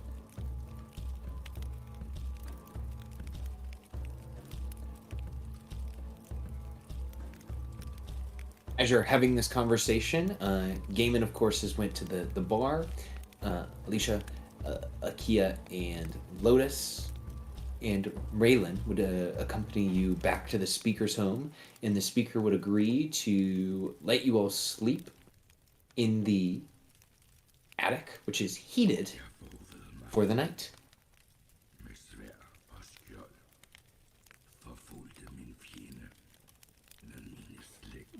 DM, I think I will actually spend the night, or spend the rest of the day crafting. No problem for me. What is it that Akia is crafting? If the other characters sort of look over, check out what he's doing, he's seems to be fashioning that ghoul claw into a dagger.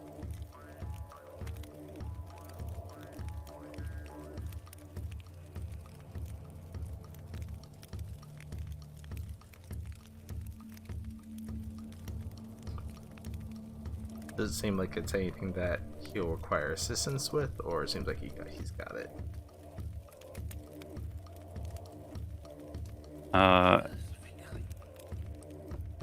Do you ask? I think Alicia would be curious to see what you're working on.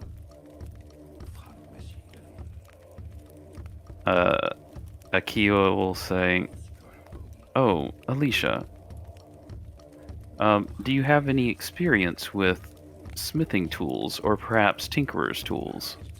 Oh, unfortunately, I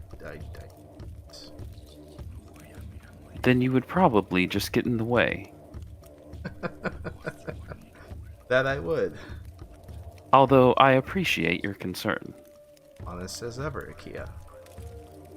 But if you don't mind, I'll just watch for a few moments. I am at least interested to see how you construct this item. I do not mind. Lotus would just observe as well, taking notes in her notebook. And like, Akia, I did have a curious question for you. You know, you said you don't really sleep, but I do remember a famous author back on my world did pose an interesting question about your kind that maybe you could answer for me. I will attempt to do so. Do androids dream of electric sheep?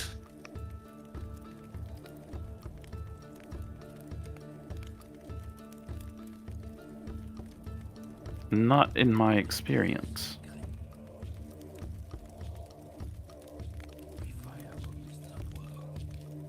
However, if I do ever dream of electric sheep, I will let you know. Fascinating, fascinating. And she starts writing in her notebook again.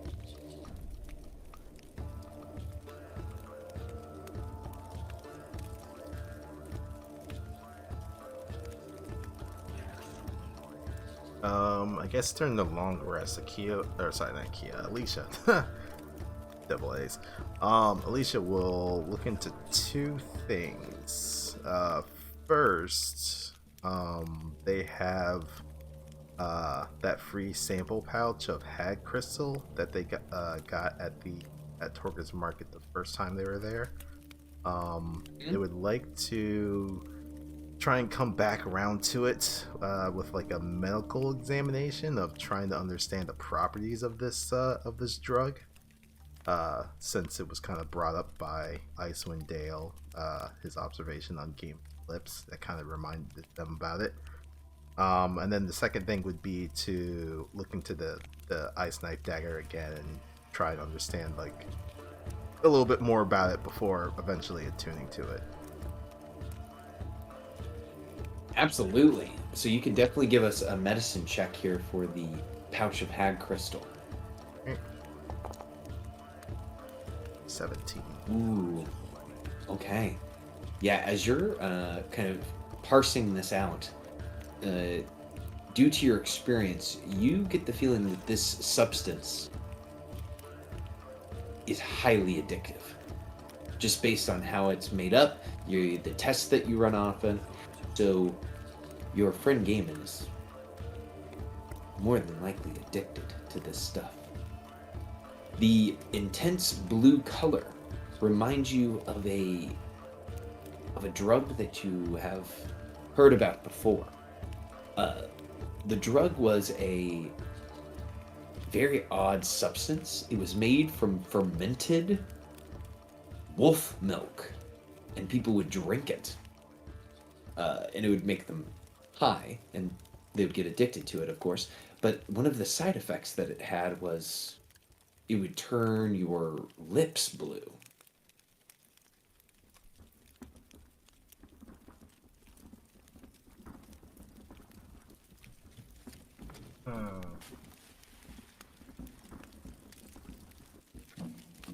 And this was just a regular wolf's milk, correct? Of the one that she had heard of before, not the hag crystal. Correct. Okay. I think Alicia will kind of remember that there was some mentioning of winter rules somewhere, and is trying to wonder if there's a connection between what she has known and of the winter rules, but we'll possibly leave that for another day. They may have to talk to Gaiman about the addiction thing later. And then yeah, the second part, look into the dagger again and start attuning to it.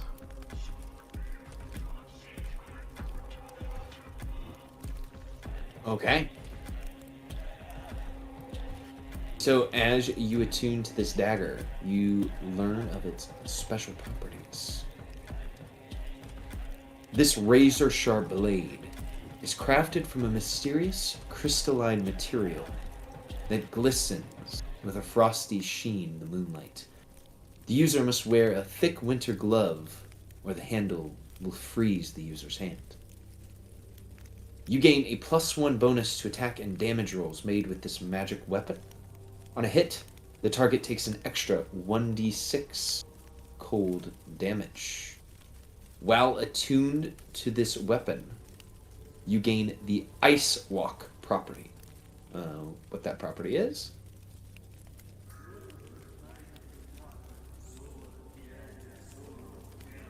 Ice Walk.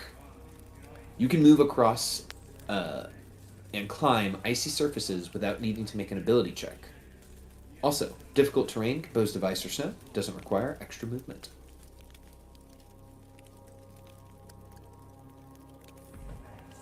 Fascinating. Question, do you have this item already built out, or? Yes. Okay.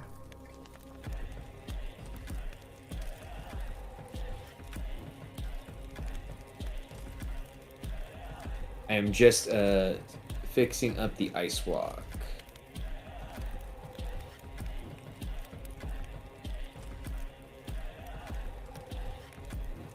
And boom.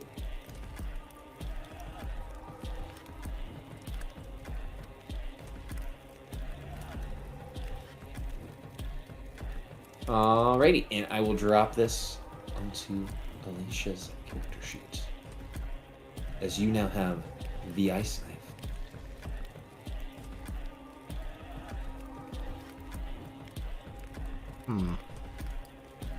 I think for experimentation's sake, they will attempt to unattune to the item during that evening and then reattune to it.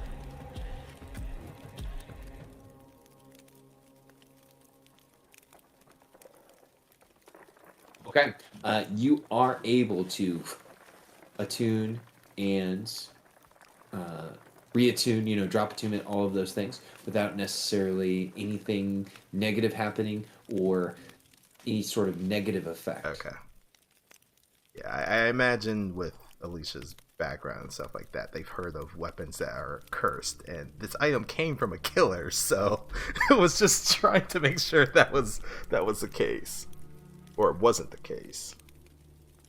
May speak about this to Akia at a later date, but probably not right now.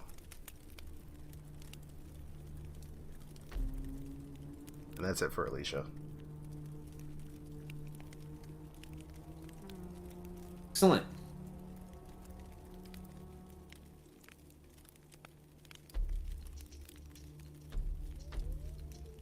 Now, were there any other long rest activities that people needed to complete? I would say, shortly before retiring for the night, I would go to Alicia and say, like, okay, and I would go over the rest of the home with her, and then get to the final verse. We say, my obsession and endless yearning, as our paths they align, bound together by more than spell or sign.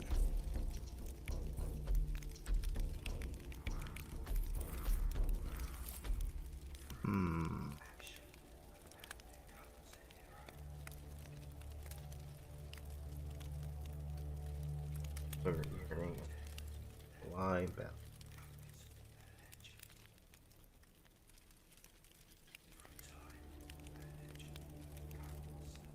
I mean, what do you think? It's not too direct, is it? No, it's still enough that it's not, directly gosh, what's the words I'm looking for? It's indirect enough, I believe. And just for my sake, how did Master Watto accept the first set of poetry you gave him? He, from what I can, he told me he very much loved it. He found it very evocative, and he really seemed to enjoy it. And he told me about, and that's when he also mentioned how much he enjoyed the poetry of the Cult of Graxt for, and she does air quotes, for academic purposes.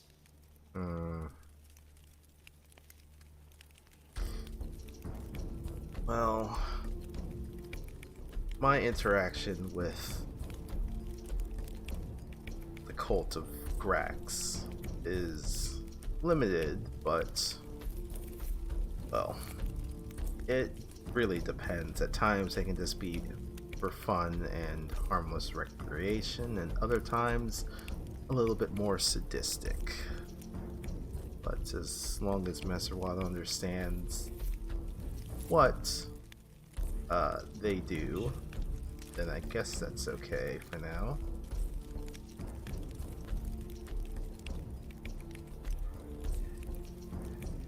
Yes, so I do admit that that tabaxi does make me feel some kind of way.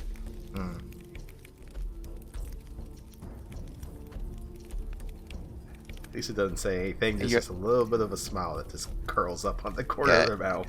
And you just hear let out like that dreamy sigh, like, ah. Well, don't let your head soar too much into the clouds. At least not till I plan on finding some way to fly home, right? That is true. Make my way back home and learn to fly high. You don't want to take the wrong turn to Albuquerque. maybe a little chuckle and be like, well, I think since we're all sleeping in the same room, if you don't mind, she'll take off the mask and see her change to be like, it's a lot more comfortable sleeping without this thing on my face. That's quite alright. And if you feel any discomfort, just let me know. Maybe, I don't know, maybe without this thing on my face, maybe I'll have some nice dreams for once. At least you'll just kind of nod to that. Lois will turn over to sleep, but she'll still keep the mask within arm's reach just in case she needs it.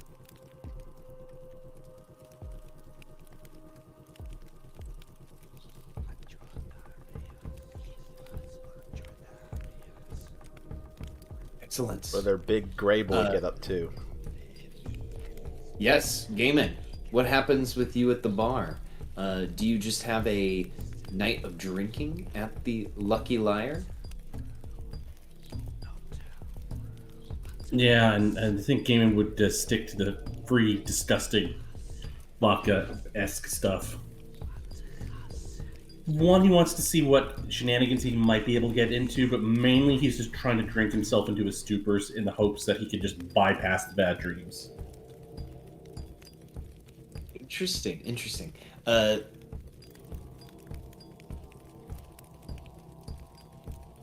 So at a certain point, Gaiman would, of course, drink himself into a stupor, probably pass out soon afterwards. Lonelywood is so devoid of the order of the other towns that him sleeping on the floor of the bar would not cause Danae Zotel, the owner, much trouble at all, as the bar is hardly ever filled. And this would be a new source of entertainment for those that would go inside. But Gaiman, as you may have guessed, the connection that you have with whoever has made this crystal comes back around at some point during your rest. Okay. Gaiman, that familiar female figure you can see working. They are sitting at a stool, and you can see that they are pumping something up and down using their right and left hands, but what they are pumping seems to be obfuscated by the darkness. As they feel your presence, they say, "Ooh, 2 more hits. You've done well today, Gaiman." Yeah, well, I needed to pick me up at the end of the day. Shit didn't work in the morning. Yeah, how do you know how much of this shit I'm taking anyway? She blushes and says, "Ooh, well, you always know when someone uses something you care about, don't you? You always get that feeling in the back of your neck, like pin needles going up and down."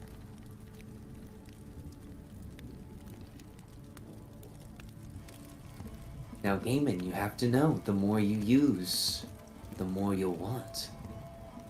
And sooner or later, you'll have to come for the even better stuff. Right from the source.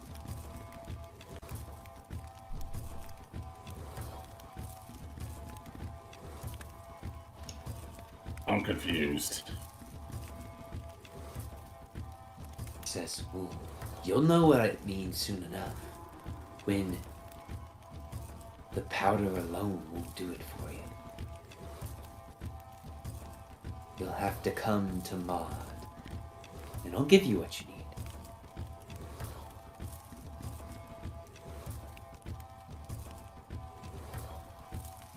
Yeah, well, I mean, this stuff's pretty good. I mean, what's better than this?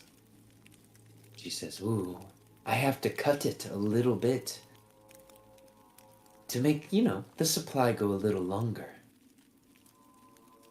The unadulterated, pure, why, it's something a little different. I'd be willing to give you a sample if you'd like.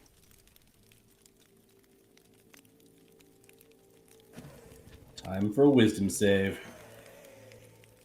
Oh my gosh. The Dangers of Drugs Part 2. I mean, shit, it's better than what I'm currently taking. Okay, here's the question.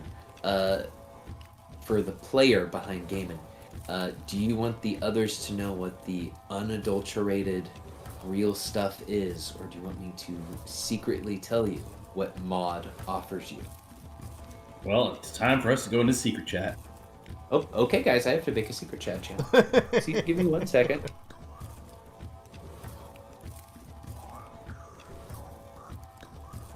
All right, let's go into secret chat, and I will tell you what mod offers you.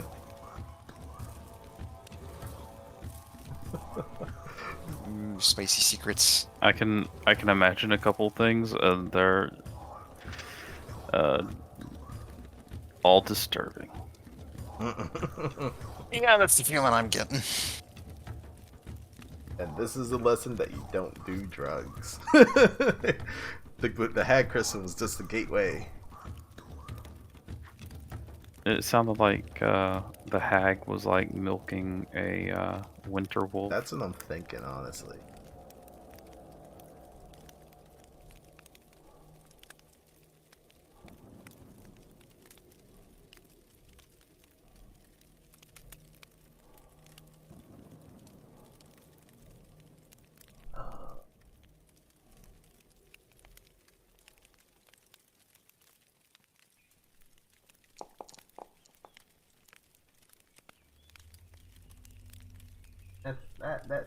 That wisdom saved fine.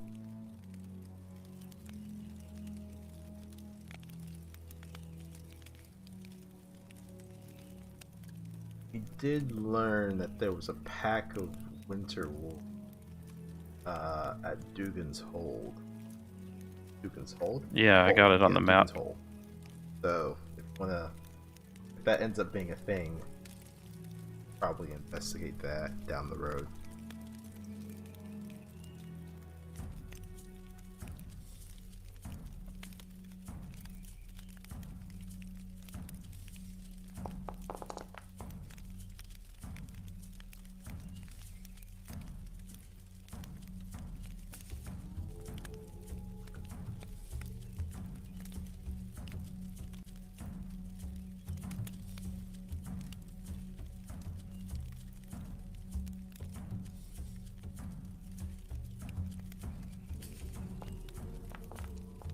Oh. That's all the mental saves. I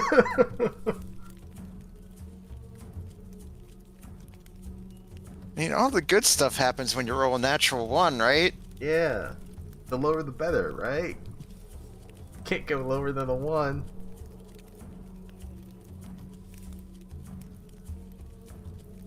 Yeah, so the night goes uninterrupted for those staying with the speaker, and you guys can all gain a long rest. For crafting, to use the 25 gold worth of progress a night sort of thing. Yes, that's fine with me.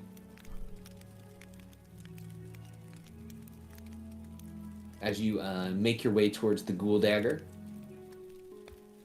Do you need me to roll a con save for the kind of rest that Gaiman had? Absolutely, especially with the revelation that they had.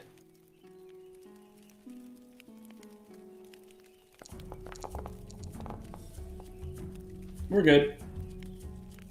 Now, if anyone in the group here can guess in the roleplay channel, or not roleplay channel, just general channel during the week what the source is, I might offer them a lucky point for next game.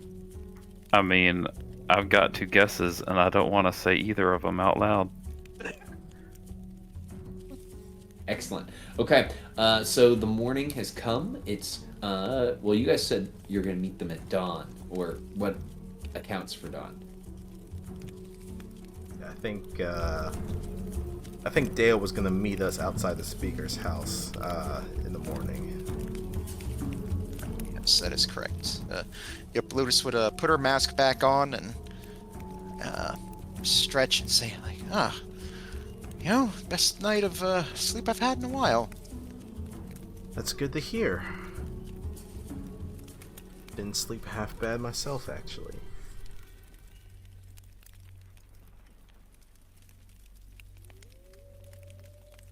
Well, shall we go Yes. retrieve Gaiman as well as Dale, if he's not here already? Oh yeah, speaking of Gaiman, what did you find out about him and his she's trying to find a gentle way of saying this. His peculiarities. So,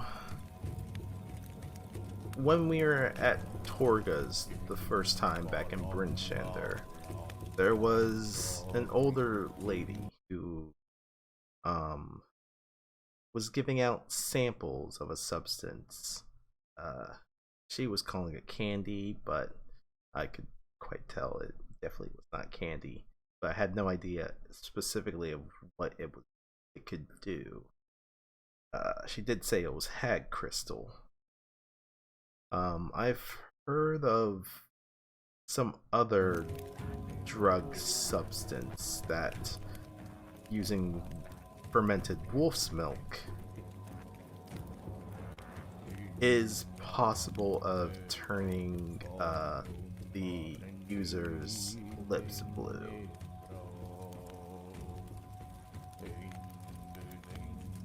I don't have all the specifics, but I think our big friend has been using somehow has been using the substance a little bit more, because it was only a sample pouch that we were given, so maybe Gaiman has gotten more. I'm not 100% sure, but I mean, his lips are still blue since that last time that we were at Torga's. Not the most recent time that we were at Torga's, but... Well, you seem to know a fair amount about this, but so I'll defer to your judgment. I mean, I'm hardly one to shame someone on their vices, because, after all, and you see her take out a cigarette and light one up. Yes, the cancer sticks. Haven't gotten to me yet. I kid. But yes, we all do have our own vices. I do want to tell you, where I'm from, I've seen addiction can do terrible things, but if it does become a concern, it is something you do need to approach very carefully. Yes. And I did pray to Lathander this morning and was blessed with different repertoire of spells. Maybe if something negative has happened to our large friend, maybe I can deal with it. But for now, I'm trying to at least observe him and make sure that he's at least fine, relatively speaking.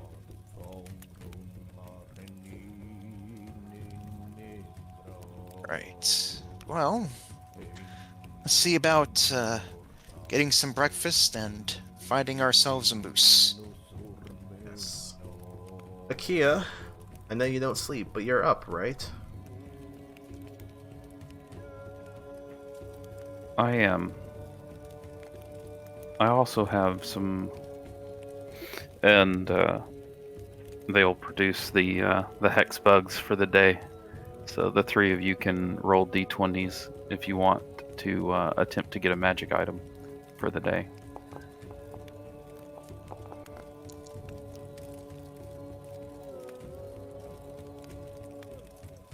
Oh, and do we need a rollie from Gaiman here? Yeah, Gaiman, you want a magic item for the day?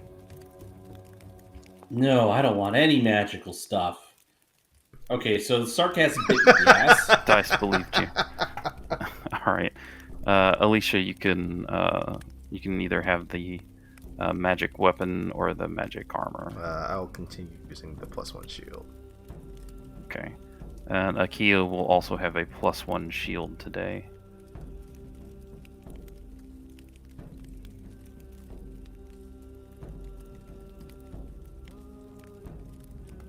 Yeah, I guess we go outside and see if Dale's there. If not, then we go to the Lucky Liar. And also grab. Dale would be waiting for you outside, shivering in the cold. Were you outside this whole time? I've been waiting for a while. I can't sleep. All I can think about is getting my vengeance against the moose. Okay. Well, we don't need you getting frostbite before we go out, so let's go grab our large friend at the Lucky Liar and let you go warm up for a little bit before we head back out. Okay. Yeah, I guess we go pick up Gaiman. Yeah, so you guys travel to the Lucky Liar. Doesn't take you too long. And yeah, Gaiman, you would still probably be asleep on the floor in the center of the tavern. Okay. Yeah. Just in a pool of his own drool. Just like face just sort of kind of spit glued to the floor, snoring.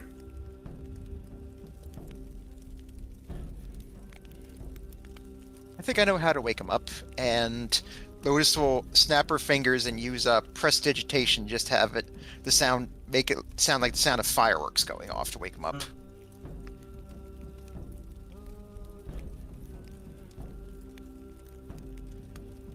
Let's see.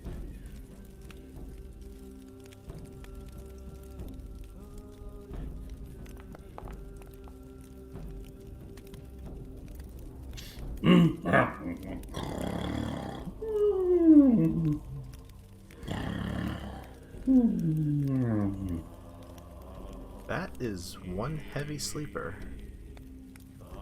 Do you want to try? I don't want to risk touching him. Let's see.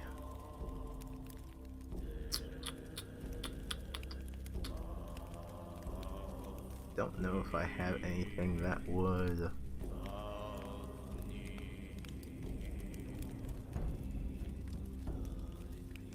Curse my spell list as a cleric. I don't have any of the fun stuff. Mm-hmm. And I don't have thaumaturgy. Damn. Yeah, It might be a bit of a waste, but if you don't want to touch me, you can always use a spiritual weapon and just whack me over the head to wake me up. That is true. Lotus then gets an idea. I have an idea. She'll go over to the barkeep. Do you have any more of that coffee? Says, of course, Zune would say, and she would quickly go over to the pot and produce a cup of coffee. I'll take it over and just sort of use it like smelling salts under Gaiman's nose.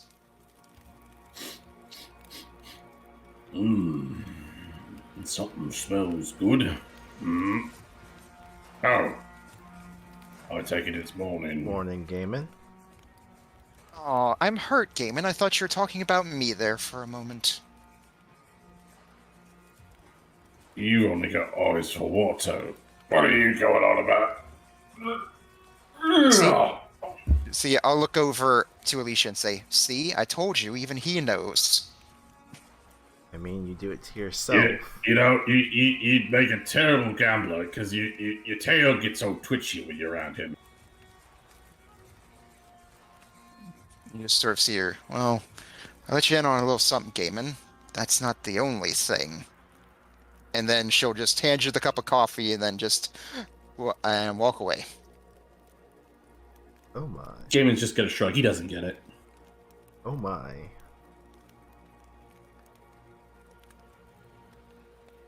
Did you rest well, Gaiman? I slept. I think perhaps I overdid it a bit, but it'll be fine. We're gonna go moose hunting! Yeah! That we are.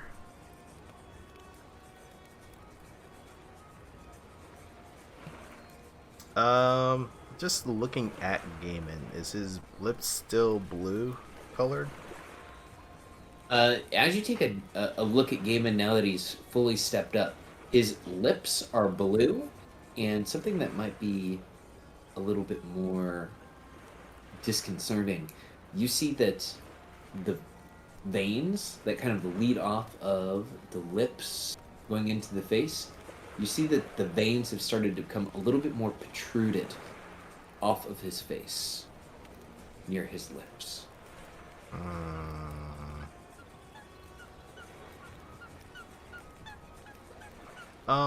Before we leave,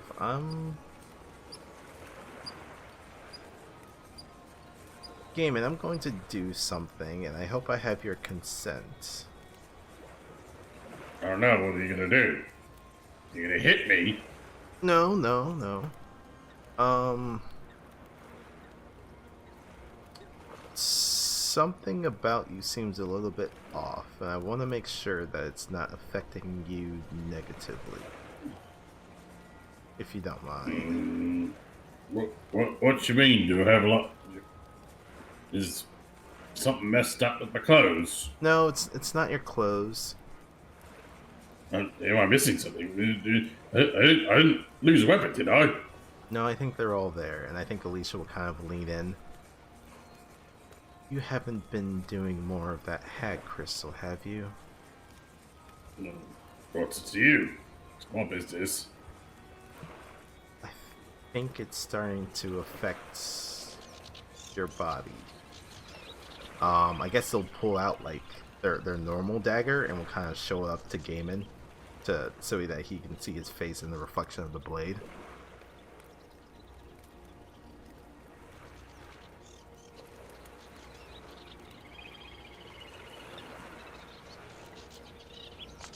What is Gaiman's reaction to seeing the veins kind of coming up to the surface? I think it makes me look kind of scary. Oh my. Well, if you don't mind, I would at least like to try something. Yes. What are you gonna try? You're not gonna stick your hands down my pants, are you? Gaiman. No, I mean seriously. Like when I was in Waterdeep, there was this really pervy dude who tried to sign me as as my manager when I was in the fighting pits. And he's like, "I want to try something with you, Gaiman," and he like stuck his hand down my pants, punched the shit out of him for it. But I did not feel comfortable about that situation. I can assure you, while you are, again, a physical specimen in of itself, I am... Well, no. It has nothing to do with physicality. Like, he was in a position of power over me, and he was like trying to take advantage, and I did not like that. And, it's not cool. No matter who you are. Just saying. Well, I will not be reaching down your pants without your consent. Alicia will at least grab for your hand and just kind of put her hands in yours, just to kind of reassure you in that. Okay. And then while holding Gaiman, they're going to cast Lesson Restoration.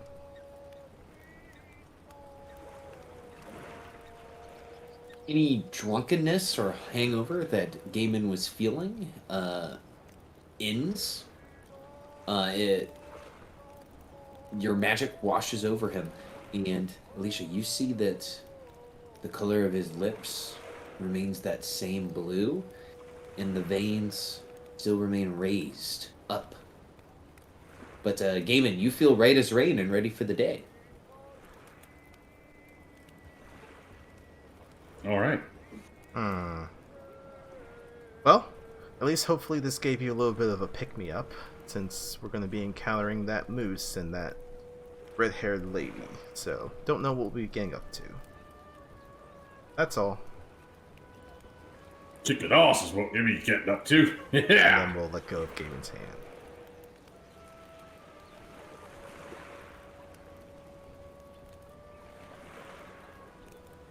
But is now concerned that Lesser Restoration did not do anything.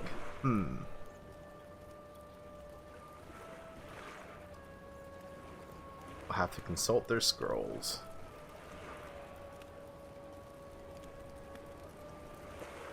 Absolutely. Your allies are all arranged. If everyone is ready, you guys can head out to start tracking the moose.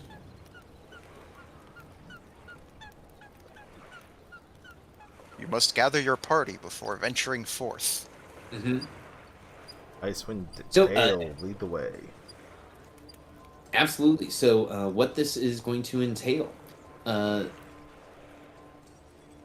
Icewind Dale would tell you that it's going to take roughly an hour to kind of look through the woods to find a good set of tracks.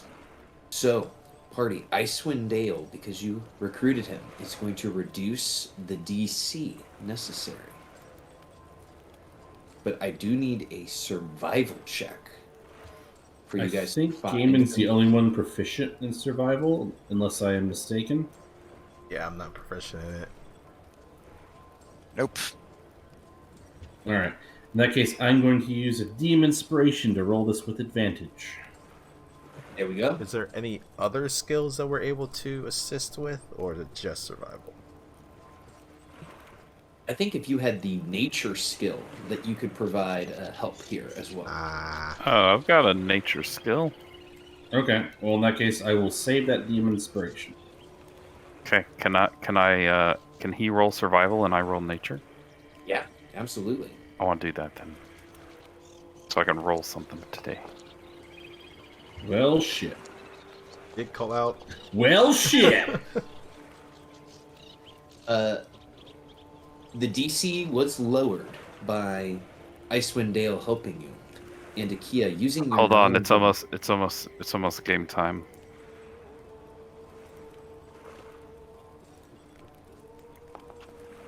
$26. It's use it or lose it. It's true. It's true. Alright, in that case, I will also roll a d6. Well, I was gonna say we started a little bit later because I was late. Is there any possibility? Hot damn, 13. Alright. Okay. Now, here's what I would like. I would like Akia. Can you roll me another d6?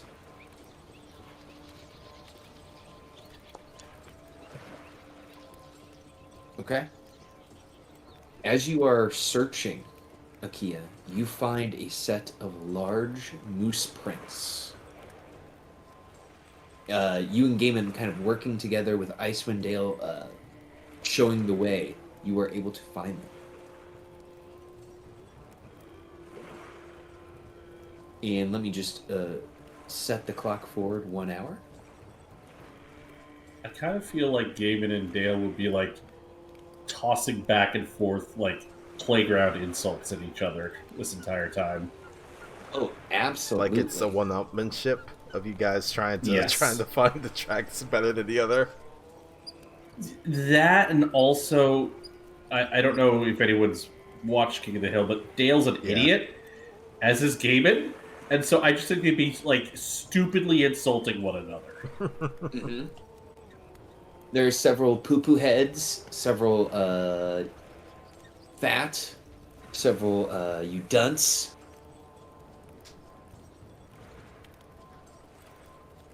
I Although believe I found think these so tracks. long as there's no Yo Mama jokes, we're good. Otherwise, as soon as Yo Mama jokes start flying, Gaiman's gonna throw a punch.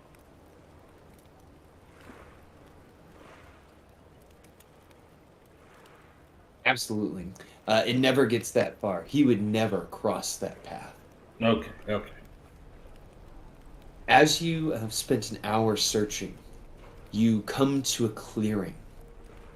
Towering amidst the towering pines of Lonelywood A moose commands attention with its broad antlers and proud stature. It surveys its surroundings with curious eyes, fur rippling in the crisp breeze.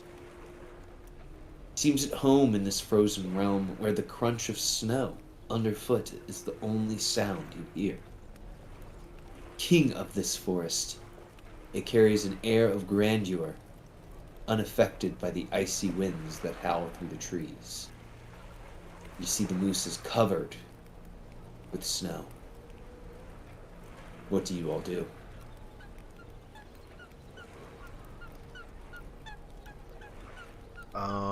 Alicia will definitely look around to see if this red-haired lady that Dale had spoke of is anywhere within the vicinity. Absolutely. Alicia, give me a perception check as you're looking out. Ready? Alicia, you know without a shadow of a doubt there is no red-haired female anywhere in the vicinity of this moose that is covered in down snow.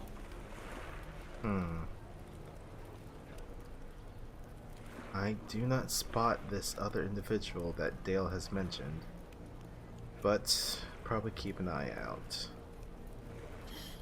So how do we want to do this? I mean, I could like take its attention, and you guys could like circle around.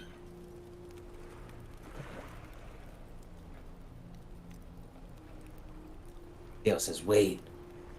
Hold on. Look. The moose takes a few steps forward and shakes its mighty body. Its fur, the color of rich earth and fallen leaves, blends seamlessly with its surroundings. Its eyes, a gentle maple brown.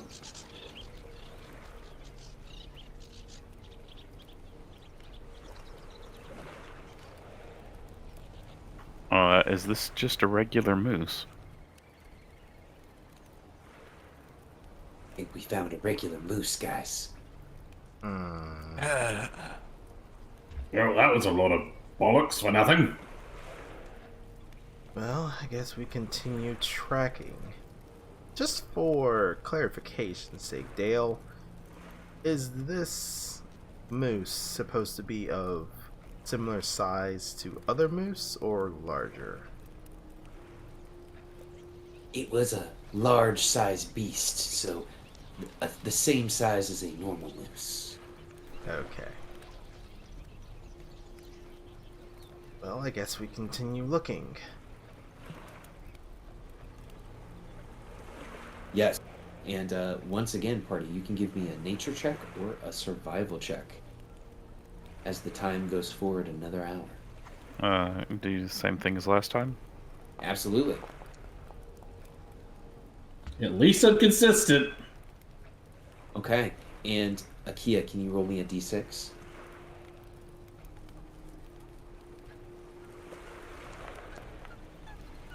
Perfect. And then Gaiman, can you roll me a d20? I'm not gonna lie, like all these extra noises with the ambient music sound like squeaky toys. They kinda do, actually.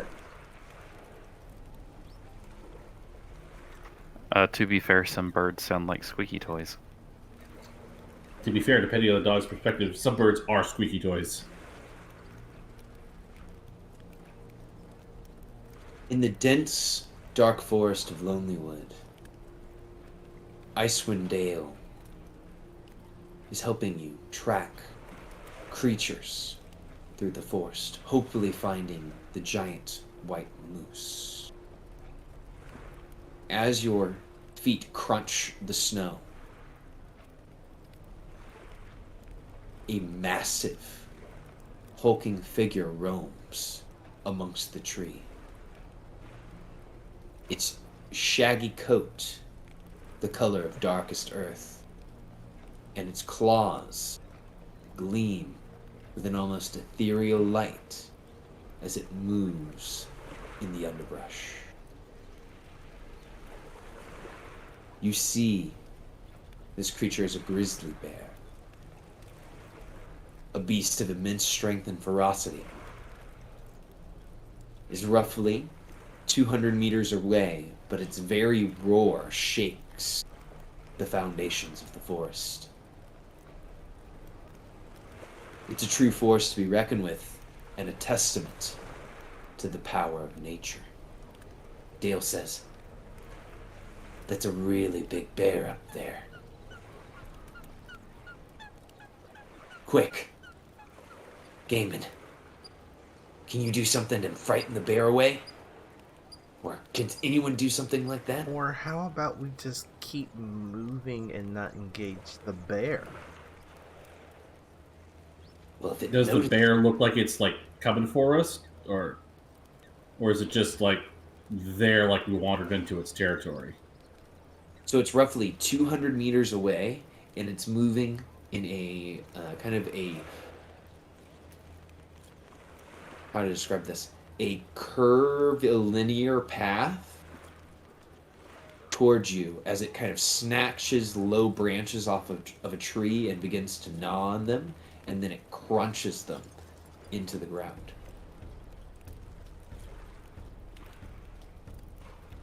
So, like, it is approaching us. Yes, it is approaching you guys in a pattern that kind of looks like this. Kind of slowly curving. Oh, unfortunately, the As it moves around trees. map is pretty dark. Oh. I'm also not on that map. Oh, you're not on the Lowlywood map? He's on the map. Just I don't think he's... No, I'm on the landing page. I clicked on a thing and it sent me to the landing page. Oh. Well, hold on, sir. I don't know why. I was just clicking things.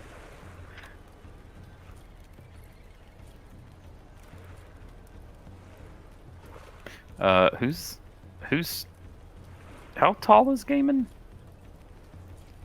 7 foot.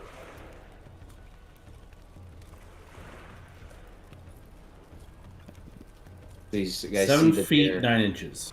Does Gaiman want to scare the bear, or is he kind of sounding like he doesn't really? He just wants to avoid I mean, the bear? unless the party says let's back away, he's gonna try and scare the bear. I think Alicia would just be like, let's not engage the bear and just keep moving around. Man, how tall are bears if they stand up? Aren't they like? Sure. 10 feet if it's a really big grizzly. Taller Something maybe. like that. So it'd be like taller than you by a lot. Yeah. No, because I would rage. Oh, that's right. Your rage makes you larger. I am biggin. Yeah. You double in every dimension. So you'd be 14 feet tall. I guess. Grizzly bears, on average, get up to 3 meters tall when they're standing on their hind legs. I thought they got bigger. But they are 3 meters, so like almost 12 feet, and then they are a meter to a meter and a half tall when they're just standing on their 4 legs. I don't know why this site is in metric. Apparently, my metric to feet conversion in my head is broken. Okay, yeah, 12 feet tall sounds about right. Oh my gosh! So yes, Gaiman, you see this bear coming, and it's roughly 150 meters away, making that curvilinear path towards you. Okay, he's gonna look back at the group and he's gonna smirk at Dale and say, "Watch this! I'm gonna cut it down to size." But not in like an aggressive way, but like in a cocky kind of way. And he's going to work himself up into a rage. He's going to, of course, increase in size, and he is going to give a roar at the bear, and throw his arms out and pound his chest to scare it off. Yes, give me an intimidation check with strength. And I want to give you advantage because you spent a class resource here. And you can roll with advantage by holding down shift. Thank you for the reminder. Good thing I had advantage. Yeah, 14. The bear looks to you guys, and it turns, and it walks the other way. Oh, wow. Nice job, Gaiman. And to just kind of prove a point and to emphasize the one-upmanship with Dale, he's going to make it a point to knock over some trees for good measure. Absolutely. Some trees have been knocked over. So you guys are 2 hours into your exploration.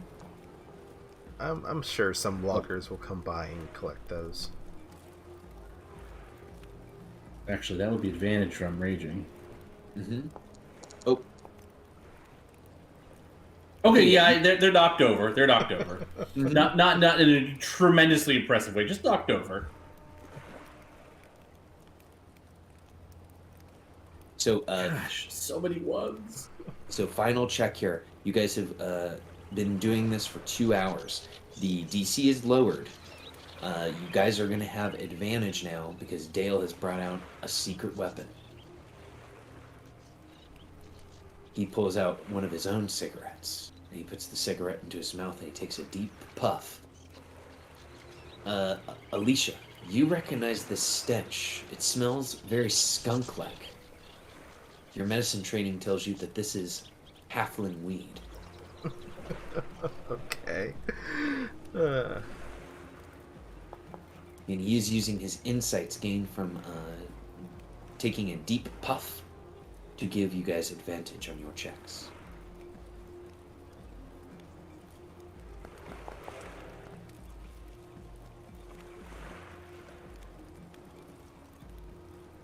Okay, 14 and a 21. Perfect.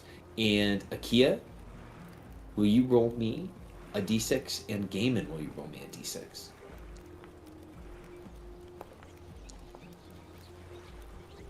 Excellent. Okay. After your 3rd hour of search, the tracks lead to a large circular indentation in a snowy hillside.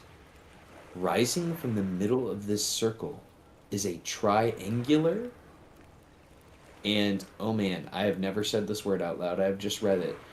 Gnomon? Gnomon? Gnomon? Of beautifully carved crystal that stands 20 feet tall.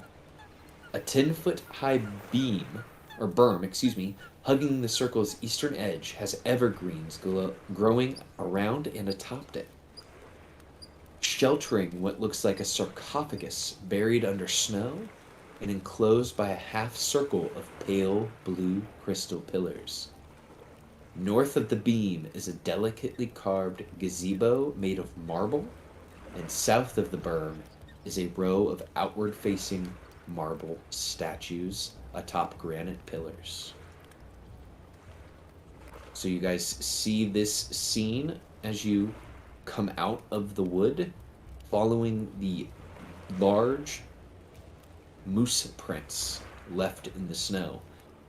And as you guys come out, seeing this gnomon, let's head back to the landing page, as we will start next session with you guys exploring. And the map has a little spoiler text on it, as you are exploring this elven tomb. Okay. Mm-hmm. It's not what I was expecting of. I thought that we were just going to be hunting moose. Seems like we stumbled upon something else here. But you guys know without a shadow of a doubt that you have found the right moose prints, And where it has led you is a quite strange place. Do you guys want me to wait till next week to show you the map, or do you guys want to see the map real quick? I want to see the map. I'll show you the map.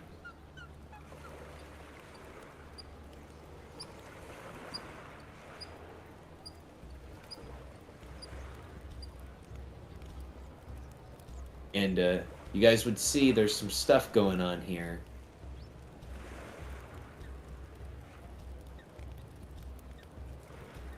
And I can tell you that right here are 6 elevated white marble statues arranged in a line depicting slender, robed figures facing northward.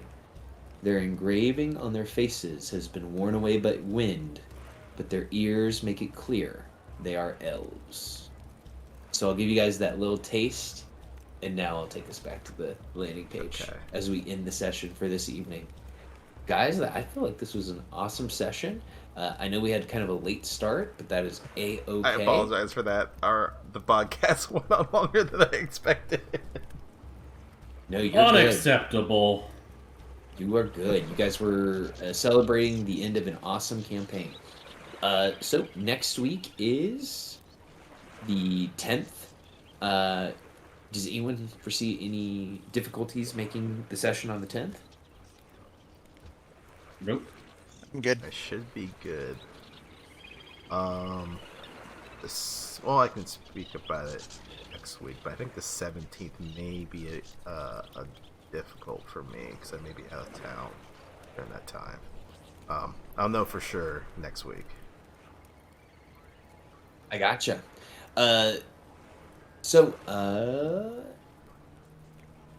My only announcement is on Wednesday next week. I have one slot open for if you guys are wanting to jump onto that Pathfinder 2E game.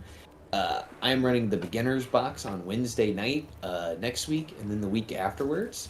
From what I have read, it should be doable in 2 sessions. If a 3rd session or a 4th session is required, we'll schedule from there, but it is pretty quick. And then I have an opening on my Thursday night game. So if you guys are like, man, I want more D&D, just holler at me and let me know. Besides that, we've got a ton of other games going on Crash Channel. Does anyone else have any announcements? Nothing here. Nope, it's All all right. good. Well, I hope you guys have a good weekend, and I will see you guys next Friday for more Icewind Dale, Rime of the Frostmaiden, as we explore the Elven Tomb. Thanks for the game. Thanks for running. Thanks. My pleasure. You guys have a good one. All right. Too. Good game. Good night, everybody. Good night. Good night. Thanks everyone for Night. tuning in. Catch you next time.